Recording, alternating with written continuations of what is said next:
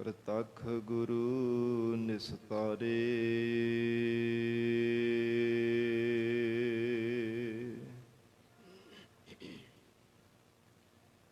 ਆਵਹੁ ਸਿੱਖ ਸਤਿਗੁਰੂ ਕੇ ਪਿਆਰੇ ਹੋ, ਗਾਵਹੁ ਸੱਚੀ ਬਾਣੀ।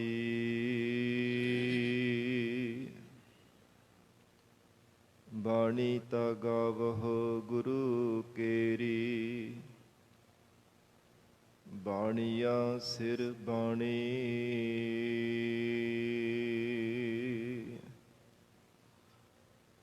ਜਿਨ ਕੋ ਨਦਰ ਕਰਮ ਹੋਵੈ, ਹਿਰਦੈ ਤਿਨਾ ਸਮਾਣੀ।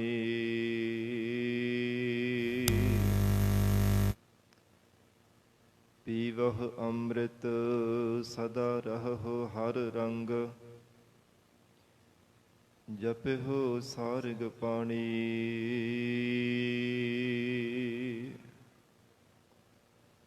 ਕਹੈ ਨਾਨਕ ਸਦਾ ਗਾਵਹੁ,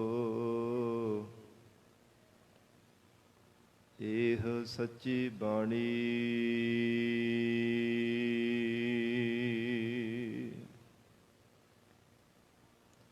ਅੰਮ੍ਰਿਤ ਬਾਣੀ ਹਰ ਹਰ ਤੇਰੀ,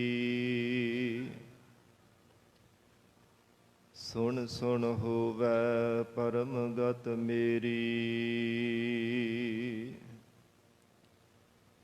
ਜਲਨ ਬੁਝੀ ਸੀਤਲ ਹੋਏ ਮਨੁਆ, ਸਤਿਗੁਰ ਕਾ ਦਰਸ਼ਨ ਪਾਏ ਜੀਓ।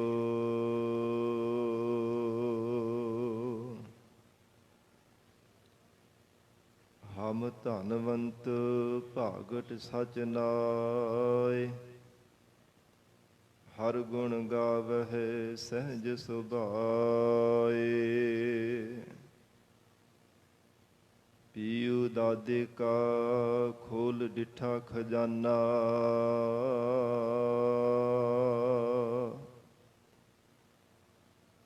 ਤਾ ਮੇਰਾ ਮਨ ਭਇਆ ਨਿਧਾਨਾ।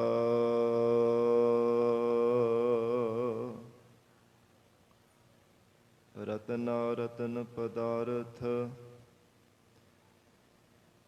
ਬਹੁ ਸਾਗਰ ਭਰਿਆ ਰਾਮ।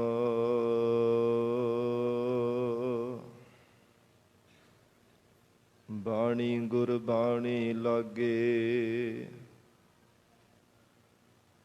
ਤਿਨ ਹੱਥ ਚੜਿਆ ਰਾਮ।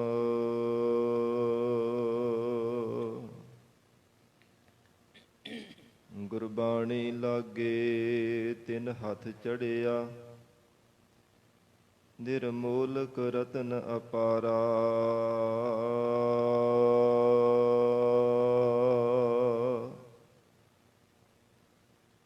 ਹਰ ਹਰ ਨਾਮ ਅਤੋਲਕ ਪਾਇਆ, ਤੇਰੀ ਭਗਤ ਭਰੇ ਭੰਡਾਰਾ।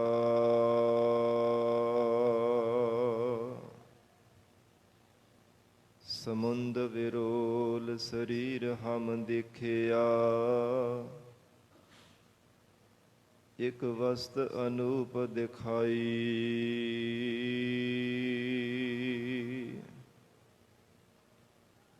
ਗੁਰ ਗੋਬਿੰਦ ਗੋਬਿੰਦ ਗੁਰੂ ਹੈ, ਨਾਨਕ ਭੇਦ ਨਾ ਭਾਈ।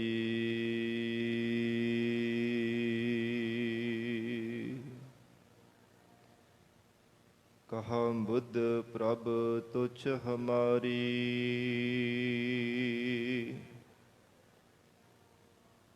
ਬਰਨ ਸਕੈ ਮਹਿਮਾ ਜੋ ਤਿਹਾਰੀ।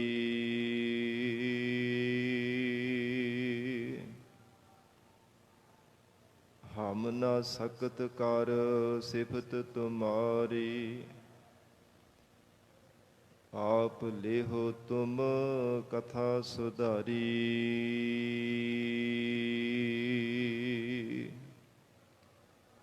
ਹਮ ਨਾ ਸਕਤ ਕਰ ਸਿਫਤ ਤੁਮਾਰੀ, ਆਪ ਭੁੱਲੇ ਹੋ ਤੁਮ ਕਥਾ ਸੁਧਾਰੀ।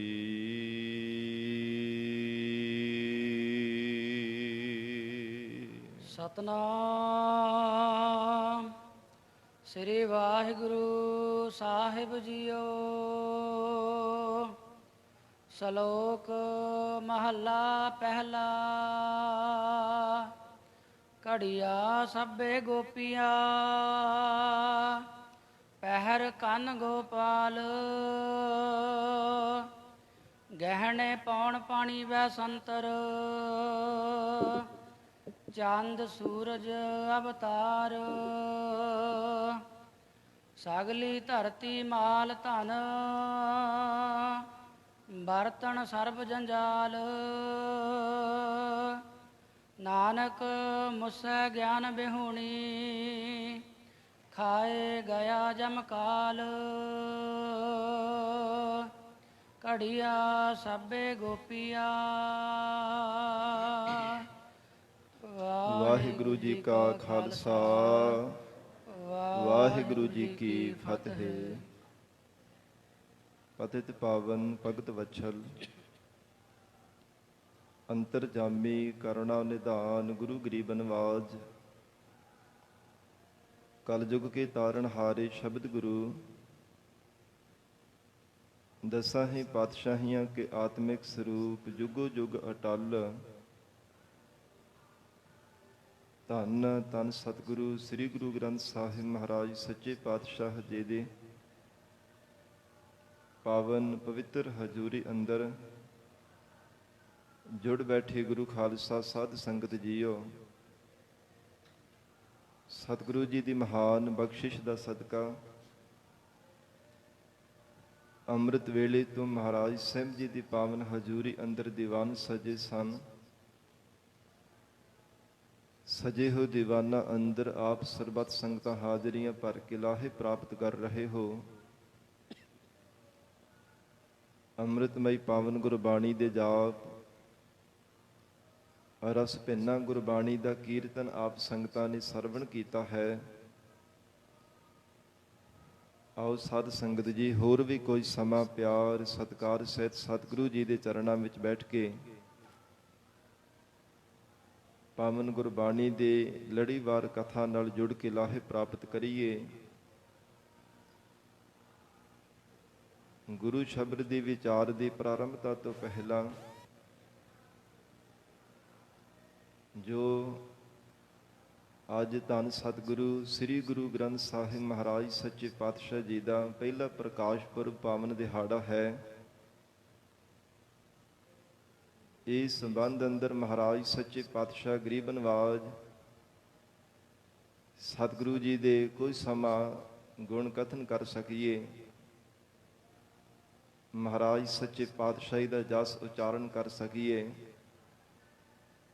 ਸਰਬੱਤ ਸੰਗਤ ਅਸੀਸ ਬਖਸ਼ਿਸ਼ ਕਰੋ।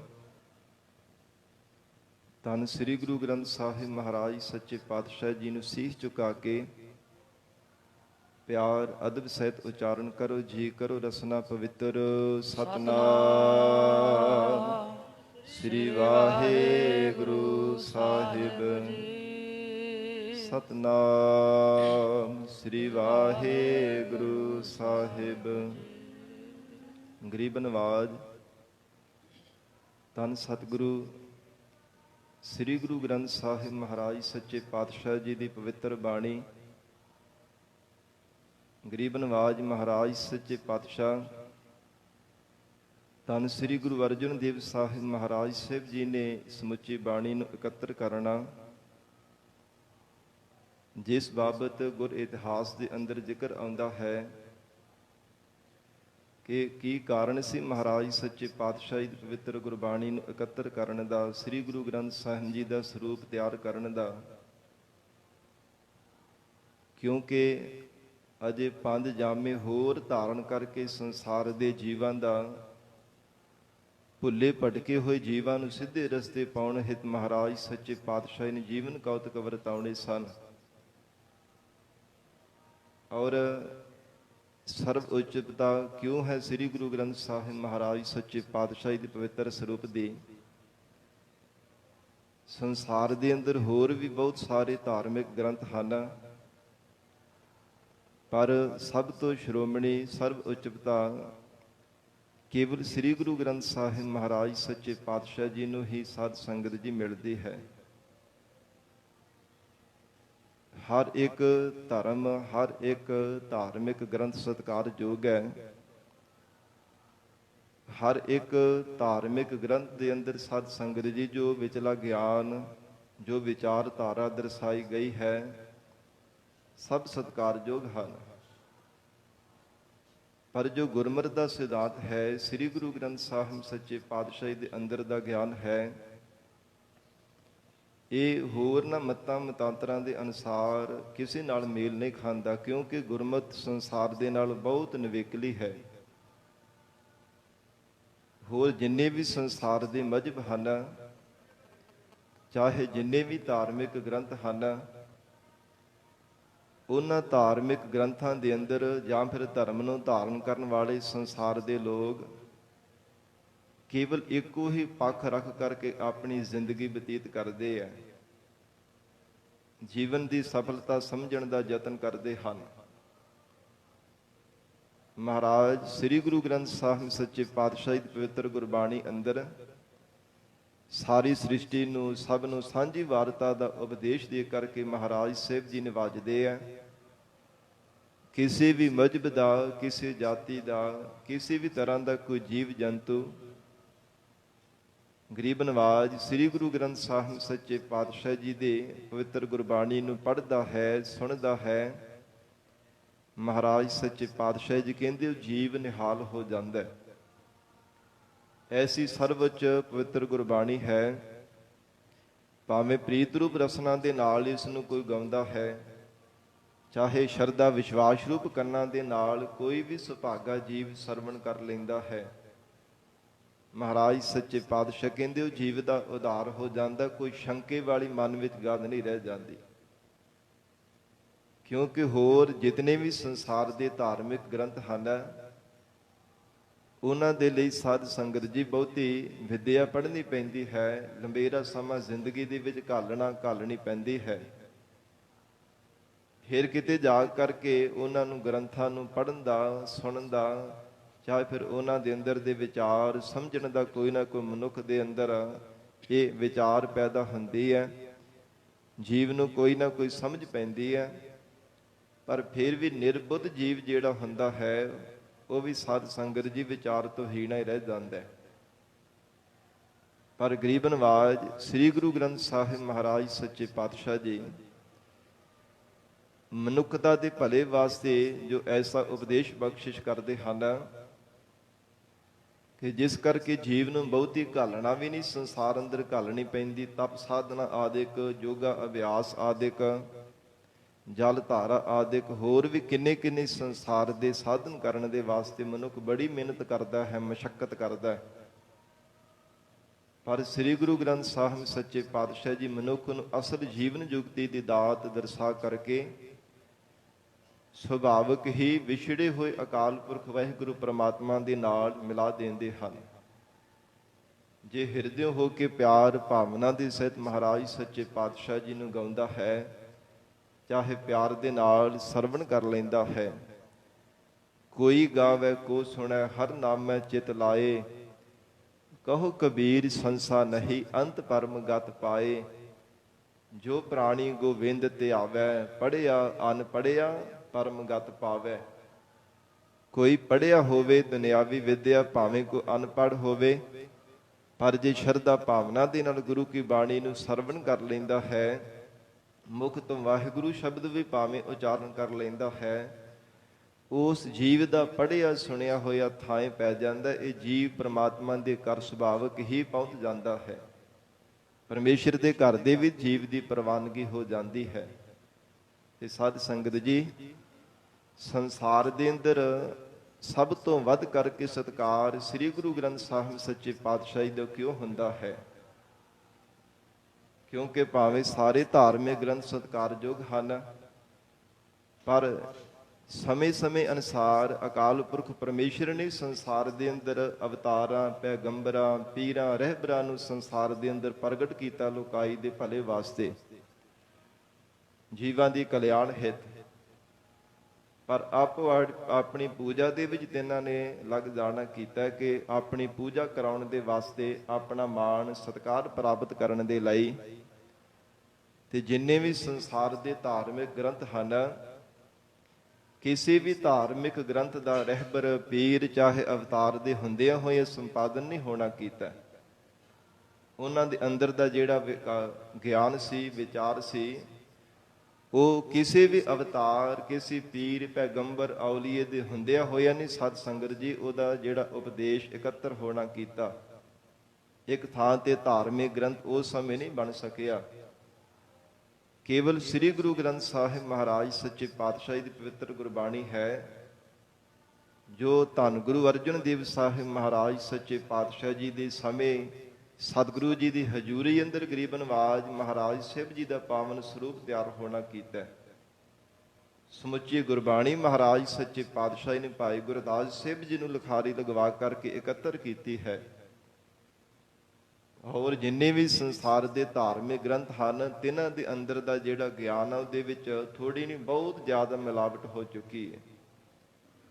ਪਰ ਸਤਿਗੁਰੂ ਜੀ ਦੀ ਹਜ਼ੂਰੀ ਅੰਦਰ ਗੁਰਬਾਣੀ ਦਾ ਸਾਧ ਸੰਗਤ ਜੀ ਇਕੱਤਰਤਾ ਹੋਣੀ, ਮਹਾਰਾਜ ਸੱਚੇ ਪਾਤਸ਼ਾਹ ਹਜ਼ੂਰ ਨੇ ਆਪਣੀ ਰਸਨਾ ਤੋਂ ਉਚਾਰਨ ਕੀਤੀ ਔਰ ਵੱਡੇ ਸਤਿਗੁਰਾਂ ਦੀ ਸਮੁੱਚੀ ਗੁਰਬਾਣੀ ਨੂੰ ਇਕੱਤਰ ਕੀਤਾ ਤੇ ਰਾਮਸਰ ਸਾਹਿਬ ਵਾਲੇ ਪਾਵਨ ਅਸਥਾਨ ਤੇ ਮਹਾਰਾਜ ਸੱਚੇ ਪਾਤਸ਼ਾਹ ਜੀ ਨੇ ਜੋ ਗੁਰਬਾਣੀ ਦਾ ਸਰੂਪ ਤਿਆਰ ਕਰਵਾਉਣਾ ਕੀਤਾ ਸੀ। ਔਰ ਸਾਧ ਸੰਗਤ ਜੀ, ਕਿਉਂ ਵੱਧ ਕਰਕੇ ਸੰਸਾਰ ਦੇ ਅੰਦਰ ਗੁਰੂ ਕੀ ਬਾਣੀ ਦਾ ਸਤਿਕਾਰ ਹੈ? ਕਿਉਂਕਿ ਹੋਰ ਜਿੰਨੇ ਵੀ ਧਾਰਮਿਕ ਗ੍ਰੰਥ ਹਨ, ਕੇਵਲ ਆਪਣੇ ਮਤ ਦਾ ਹੀ ਸੰਸਾਰ ਦੇ ਅੰਦਰ ਪ੍ਰਗਟਾਵਾ ਕਰਨ ਦਾ ਯਤਨ ਕਰਦੇ ਆ। ਪਰ ਸ੍ਰੀ ਗੁਰੂ ਗ੍ਰੰਥ ਸਾਹਿਬ ਮਹਾਰਾਜ ਸੱਚੇ ਪਾਤਸ਼ਾਹ ਦੀ ਪਵਿੱਤਰ ਗੁਰਬਾਣੀ, ਜਿਸ ਵਿੱਚ ਹਰ ਇੱਕ ਜੀਵ ਨੂੰ ਗੁਰੂ ਸ਼ਰਨ ਧਾਰਨ ਕਰਨ ਦੇ ਲਈ ਸਾਧ ਸੰਗਤ ਜੀ ਉਪਦੇਸ਼ ਮਿਲਦਾ ਹੈ। ਕਿਸੇ ਨਾਲ ਕੋਈ ਵਖਰੇਵਾ ਨਹੀਂ, ਕਿਸੇ ਨਾਲ ਕੋਈ ਮਤਭੇਦ ਨਹੀਂ ਕੀਤਾ ਜਾਂਦਾ। ਭਾਵੇਂ ਕੋਈ ਉੱਚੀ ਜਾਤ ਵਾਲਾ ਆ ਜਾਵੇ ਤੇ ਭਾਵੇਂ ਕੋਈ ਨੀਵੀਂ ਜਾਤ ਵਾਲਾ ਮਹਾਰਾਜ ਸੱਚੇ ਪਾਤਸ਼ਾਹ ਦੀ ਸ਼ਰਨ ਦੇ ਵਿੱਚ ਚੱਲ ਕੇ ਆਵੇ, ਸਭ ਨੂੰ ਸਾਂਝਾ ਉਪਦੇਸ਼ ਬਖਸ਼ਿਸ਼ ਕੀਤਾ ਜਾਂਦਾ ਹੈ। ਮਹਾਰਾਜ ਸਤਿਗੁਰੂ ਜੀ ਦੇ ਗੁਰਬਾਣੀ ਅੰਦਰ ਪਾਵਨ ਮੁਖ ਵਾਕ ਹਨ ਕਿ ਗੁਰੂ ਕੀ ਬਾਣੀ ਗੁਰੂ ਸਰੂਪ ਹੈ ਐ ਗੁਰਸਿੱਖੋ। ਇਸ ਲਈ ਸਤਿਗੁਰੂ ਜੀ ਦੀ ਪਵਿੱਤਰ ਗੁਰਬਾਣੀ ਨੂੰ ਸਤਿਗੁਰੂ ਜੀ ਦਾ ਸਰੂਪ ਜਾਣ ਕਰਕੇ ਸਤਿਕਾਰ ਕਰਨਾ ਚਾਹੀਦਾ ਹੈ। ਮਨ ਵਿੱਚ ਭਾਵਨਾ ਤੇ ਪ੍ਰੇਮ ਸ਼ਰਧਾ ਧਾਰਨ ਕਰਕੇ ਗੁਰੂ ਕੀ ਬਾਣੀ ਨੂੰ ਪੜ੍ਹਨਾ ਸੁਣਨਾ ਚਾਹੀਦਾ ਹੈ। ਸਤਿਗੁਰੂ ਜੀ ਦੀ ਪਵਿੱਤਰ ਗੁਰਬਾਣੀ ਦੇ ਗੁਰੂ ਸਰੂਪ ਜਾਣ ਕਰਕੇ ਦੀਦਾਰ ਕਰਨੇ ਚਾਹੀਦੇ ਹਨ। ਬਾਣੀ ਗੁਰੂ, ਗੁਰੂ ਹੈ ਬਾਣੀ, ਵਿੱਚ ਬਾਣੀ ਅੰਮ੍ਰਿਤ ਸਾਰੇ। ਗੁਰਬਾਣੀ ਕਹੈ ਸੇਵਕ ਜਨ ਮਾਨੈ, ਪ੍ਰਤੱਖ ਗੁਰੂ ਨਿਸਤਾਰੇ। ਸਤਿਗੁਰੂ ਜੀ ਦੀ ਪਵਿੱਤਰ ਗੁਰਬਾਣੀ ਪ੍ਰਤੱਖ ਗੁਰੂ ਸਰੂਪ ਹੈ ਤੇ ਸਤਿਗੁਰੂ ਜੀ ਅਕਾਲ ਪੁਰਖ ਪ੍ਰਮਾਤਮਾ ਜੀ ਦਾ ਸਰੂਪ ਹਨ। ਇਹ ਕਹਿ ਲਈਏ ਕਿ ਜਿਹੜੀ ਧੁਰੋਂ ਆਈ ਹੋਈ ਰੱਬੀ ਬਾਣੀ, ਖਸਮ ਕੀ ਬਾਣੀ, ਅਕਾਲੀ ਬਾਣੀ ਸ੍ਰੀ ਗੁਰੂ ਗ੍ਰੰਥ ਸਾਹਿਬ ਜੀ ਦੇ ਅੰਦਰ ਦਰਜ ਹੈ, ਇਹ ਅਕਾਲ ਪੁਰਖ ਵਾਹਿਗੁਰੂ ਪਰਮੇਸ਼ਰ ਆਪ ਗੁਰੂ ਕੀ ਬਾਣੀ ਰੂਪ ਹੋ ਕਰਕੇ ਸੰਸਾਰ ਦੇ ਜੀਵਾਂ ਦੀ ਕਲਿਆਣ ਕਰ ਰਿਹਾ ਹੈ। ਕਿਉਂਕਿ ਗੁਰ ਪਰਮੇਸ਼ਰ ਏਕੋ ਜਾਨ। ਮਹਾਰਾਜ ਕਹਿੰਦੇ ਸਤਿਗੁਰੂ ਜੀ ਦੇ ਪਰਮੇਸ਼ਰ ਇੱਕੋ ਹੀ ਸਰੂਪ ਹਨ ਔਰ ਗੁਰੂ ਕੀ ਬਾਣੀ ਸਾਧ ਸੰਗਤ ਜੀ ਇੱਕੋ ਹੀ ਰੂਪ ਹੈ। ਕਿਸੇ ਸਮੇਂ ਗੁਰੂ ਕਲਗੀਧਰ ਪਿਤਾ ਧੰਨ ਗੁਰੂ ਗੋਬਿੰਦ ਸਿੰਘ ਸਾਹਿਬ ਮਹਾਰਾਜ ਬਾਜਾਂ ਵਾਲੇ ਸਤਿਗੁਰੂ ਜੀ ਦੇ ਚਰਨਾਂ ਵਿੱਚ ਭਾਈ ਨੰਦ ਲਾਲ ਜੀ ਨੇ ਬੇਨਤੀ ਕੀਤੀ ਸੀ, ਮਹਾਰਾਜ ਆਪ ਜੀ ਦੇ ਦੀਦਾਰ ਕਰਨੇ ਹੋਣ ਤਾਂ ਮਹਾਰਾਜ ਕਿਵੇਂ ਸਾਨੂੰ ਦਰਸ਼ਨ ਪ੍ਰਾਪਤ ਹੋ ਸਕਦੇ ਹਨ। ਬੇਨਤੀ ਕੀਤੀ ਸੀ ਮਹਾਰਾਜ ਕਿ हे ਗਰੀਬ ਨਵਾਜ, ਆਪ ਕਹਿੰਦੇ ਹੋ ਕਿ ਸਾਡੇ ਦਰਸ਼ਨਾਂ ਵਾਸਤੇ ਆਓ। ਤੁਮ ਜੋ ਕਹਾ ਗੁਰਦੇਵ ਜੀ, ਦਰਸ਼ਨ ਕਰ ਮੋਹਿ ਆਏ। ਲਖੀਏ ਤੁਮਰਾ ਦਰਸ ਕਹਾ, ਕਹੋ ਮੋਹਿ ਸਮਝਾਏ। ਮਹਾਰਾਜ ਕਿਰਪਾ ਕਰਕੇ ਸਮਝਾਵੋ। ਤੇ ਸਤਿਗੁਰੂ ਜੀ ਨੇ ਕਿਹਾ ਸੀ ਕਿ 3 ਸਰੂਪਾਂ ਦੇ ਅੰਦਰ ਸਾਡੇ ਦੀਦਾਰ ਪ੍ਰਾਪਤ ਹੋ ਸਕਦੇ ਹਨ। 3 ਰੂਪ ਹੈ ਮੋਹਿ ਕੇ, ਸੁਨਹੁ ਨੰਦ ਚਿਤ ਲਾਏ। ਨਿਰਗੁਣ ਸਰਗੁਣ ਗੁਰ ਸ਼ਬਦ ਕਹੋ ਤੋਹਿ ਸਮਝਾਏ। हे ਨੰਦ ਲਾਲ ਜੀ, ਐ ਖਾਲਸਾ ਜੀ ਸਾਡੇ ਤਿੰਨ ਸਰੂਪ ਹਨ। ਇੱਕ ਹੈ ਨਿਰਗੁਣ ਸਰੂਪ, ਦੂਜਾ ਜੋ ਸਰਗੁਣ ਸਰੂਪ ਅਸੀਂ ਧਾਰਨ ਕੀਤਾ ਹੈ, ਤੀਜਾ ਹੈ ਗੁਰੂ ਸ਼ਬਦ। ਉਹ ਵੀ ਮਹਾਰਾਜ ਕਹਿੰਦੇ ਸਾਡਾ ਆਪਣਾ ਸਰੂਪ ਹੋਵੇਗਾ। ਔਰ ਐਸੀ ਗੁਰੂ ਸ਼ਬਦ ਦੀ, ਗੁਰੂ ਕੀ ਬਾਣੀ ਨੂੰ ਮਹਾਰਾਜ ਸੱਚੇ ਪਾਤਸ਼ਾਹ ਨੇ 10ਵੇਂ ਜਾਮੇ ਦੇ ਅੰਦਰ ਵੀ ਮਹਾਨਤਾ ਬਖਸ਼ੀ ਹੈ। ਸਾਧ ਸੰਗਤ ਜੀ, ਇਹ ਸ੍ਰੀ ਗੁਰੂ ਗ੍ਰੰਥ ਸਾਹਿਬ ਮਹਾਰਾਜ ਸਾਹਿਬ ਜੀ ਦੇ ਸਰੂਪ ਦੀ ਸਥਾਪਨਾ ਕਿਉਂ ਪੰਜਵੇਂ ਸਰੂਪ ਦੇ ਅੰਦਰ ਕਰਨੀ ਪਈ ਹੈ? ਕਿਉਂਕਿ ਉਸ ਸਮੇਂ ਜੋ ਬਾਬਾ ਬੁੱਢਾ ਸਾਹਿਬ ਜੀ, ਭਾਈ ਗੁਰਦਾਸ ਸਾਹਿਬ ਜੀ ਆਦਿਕ ਸਿੱਖਾਂ ਨੇ ਆ ਕਰਕੇ ਹਜੂਰ ਦੇ ਚਰਨਾਂ ਵਿੱਚ ਬੇਨਤੀ ਕੀਤੀ, हे ਮਹਾਰਾਜ, ਪ੍ਰਿਥੀ ਚੰਦ ਦਾ ਪੁੱਤਰ ਜੋ ਮਿਹਰਬਾਨ ਹੈ, ਉਹ ਆਪ ਜੀ ਦੇ ਗੁਰਬਾਣੀ ਦੀ ਤਰ੍ਹਾਂ ਮਹਾਰਾਜ ਹੋਰ ਗੁਰਬਾਣੀ ਰਚਦਾ ਪਿਆ ਹੈ, ਕਵਿਤਾ ਬਣਾ ਬਣਾ ਕਰਕੇ। ਭਾਵੇਂ ਆਪਣੇ ਮੁਖ ਤੋਂ ਸਾਧ ਸੰਗਤ ਜੀ ਉਸੇ ਤਰ੍ਹਾਂ ਹੀ ਕਵਿਤਾ ਦਾ ਰੂਪ ਬਣਾਉਣ ਦਾ ਯਤਨ ਕਰਦਾ ਸੀ। ਔਰ ਪਿੱਛੇ ਛਾਪ ਗੁਰੂ ਨਾਨਕ ਦੇਵ ਸਾਹਿਬ ਮਹਾਰਾਜ ਸਾਹਿਬ ਜੀ ਨਾਮ ਦੀ ਮੋਹਰ ਲਾ ਦਿੰਦਾ ਸੀ। ਕਿੰਨਾ ਹੀ ਇਸੇ ਤਰ੍ਹਾਂ ਜ਼ਿਕਰ ਆਉਂਦਾ ਕਿ ਗ੍ਰੰਥ ਵੀ ਤਿਆਰ ਕਰ ਦਿੱਤਾ ਸੀ ਪ੍ਰਿਥੀ ਚੰਦ ਦੇ ਪੁੱਤਰ ਮਿਹਰਬਾਨ ਨੇ। ਤੇ ਮਹਾਰਾਜ ਸੱਚੇ ਪਾਤਸ਼ਾਹ ਦੇ ਚਰਨਾਂ ਵਿੱਚ ਜਦੋਂ ਸਿੱਖਾਂ ਨੇ ਬੇਨਤੀ ਕੀਤੀ, ਹੈ ਗਰੀਬ ਨਵਾਜ, ਆਪ ਕਿਰਪਾ ਕਰੋ, हे ਸਤਿਗੁਰੂ ਜੀ, ਜਿਵੇਂ ਪ੍ਰਿਥੀ ਚੰਦ ਦਾ ਪੁੱਤਰ ਮਿਹਰਬਾਨ ਇਸੇ ਤਰ੍ਹਾਂ ਹੀ ਜੇਕਰ ਗੁਰਬਾਣੀ ਰਚਦਾ ਗਿਆ, ਹੋਰ ਗ੍ਰੰਥ ਤਿਆਰ ਕਰ ਲਿਆ, ਤੇ ਮਹਾਰਾਜ ਫਿਰ ਸਿੱਖ ਕਿਵੇਂ ਪਹਿਚਾਣ ਕਰ ਸਕਣਗੇ? ਗੁਰਬਾਣੀ ਵਿੱਚ ਕਿਤੇ ਰਲਾਵਟ ਨਾ ਹੋ ਜਾਵੇ, ਮਿਲਾਵਟ ਨਾ ਹੋ ਜਾਵੇ। ਜੋ ਅਕਾਲ ਪੁਰਖ ਵਾਹਿਗੁਰੂ ਪਰਮੇਸ਼ਰ ਵੱਲੋਂ ਧੁਰੋਂ ਆਇਆ ਹੋਇਆ ਜੋ ਰੱਬੀ ਗਿਆਨ ਹੈ, ਗਰੀਬ ਨਵਾਜ ਸਤਿਗੁਰੂ ਜੀ ਨੇ ਵਿਚਾਰ ਕਰਕੇ ਸਮੁੱਚੀ ਬਾਣੀ ਦੀ ਇਕੱਤਰਤਾ ਕਰਨ ਦੇ ਲਈ ਲੱਗੇ ਹੋਏ ਦੀਵਾਨ ਦੇ ਅੰਦਰ ਮਹਾਰਾਜ ਸਾਹਿਬ ਜੀ ਨੇ ਹੁਕਮ ਕੀਤਾ ਕਿ ਜੋ ਵੱਡੇ ਸਤਿਗੁਰਾਂ ਜੀ ਦੀ ਪਵਿੱਤਰ ਗੁਰਬਾਣੀ ਹੈ, ਉਸ ਨੂੰ ਲਿਆਉਣ ਦੀ ਸੇਵਾ ਕੌਣ ਨਿਭਾਵੇਗਾ? ਭਾਈ ਗੁਰਦਾਸ ਸਾਹਿਬ ਜੀ ਨੇ ਹੱਥ ਜੋੜ ਕਰਕੇ ਬੇਨਤੀ ਕੀਤੀ, ਮਹਾਰਾਜ ਮੈਨੂੰ ਆਗਿਆ ਦੇਵੋ, ਕਿਉਂਕਿ ਵੱਡੇ ਸਤਿਗੁਰਾਂ ਦੀ ਜੋ ਪਵਿੱਤਰ ਗੁਰਬਾਣੀ ਦਾ ਖਜ਼ਾਨਾ ਸੀ, ਗੋਇੰਦਵਾਲ ਸਾਹਿਬ ਧੰਨ ਗੁਰੂ ਅਮਰਦਾਸ ਸਾਹਿਬ ਜੀ ਦੇ ਸਾਹਿਬਜ਼ਾਦੇ ਬਾਬਾ ਮੋਹਨ ਜੀ ਦੇ ਪਾਸ ਸੀਗੇ। ਸਤਿਗੁਰੂ ਜੀ ਨੇ ਹੁਕਮ ਕੀਤਾ ਸੀ ਕਿ ਜਦੋਂ ਧੰਨ ਗੁਰੂ ਅਰਜਨ ਦੇਵ ਸਾਹਿਬ ਮਹਾਰਾਜ ਆਪ ਤੁਹਾਡੇ ਕੋਲ ਚੱਲ ਕਰਕੇ ਆਉਣਗੇ, ਉਹਨਾਂ ਨੂੰ ਗੁਰਬਾਣੀ ਦਾ ਖਜ਼ਾਨਾ ਬਖਸ਼ਣਾ, ਹੋਰ ਕਿਸੇ ਨੂੰ ਇਹ ਗੁਰਬਾਣੀ ਦੀਆਂ ਪੋਥੀਆਂ ਸਭ ਨਹੀਂ ਤੁਸਾਂ ਨੇ ਦੇਣੀਆਂ।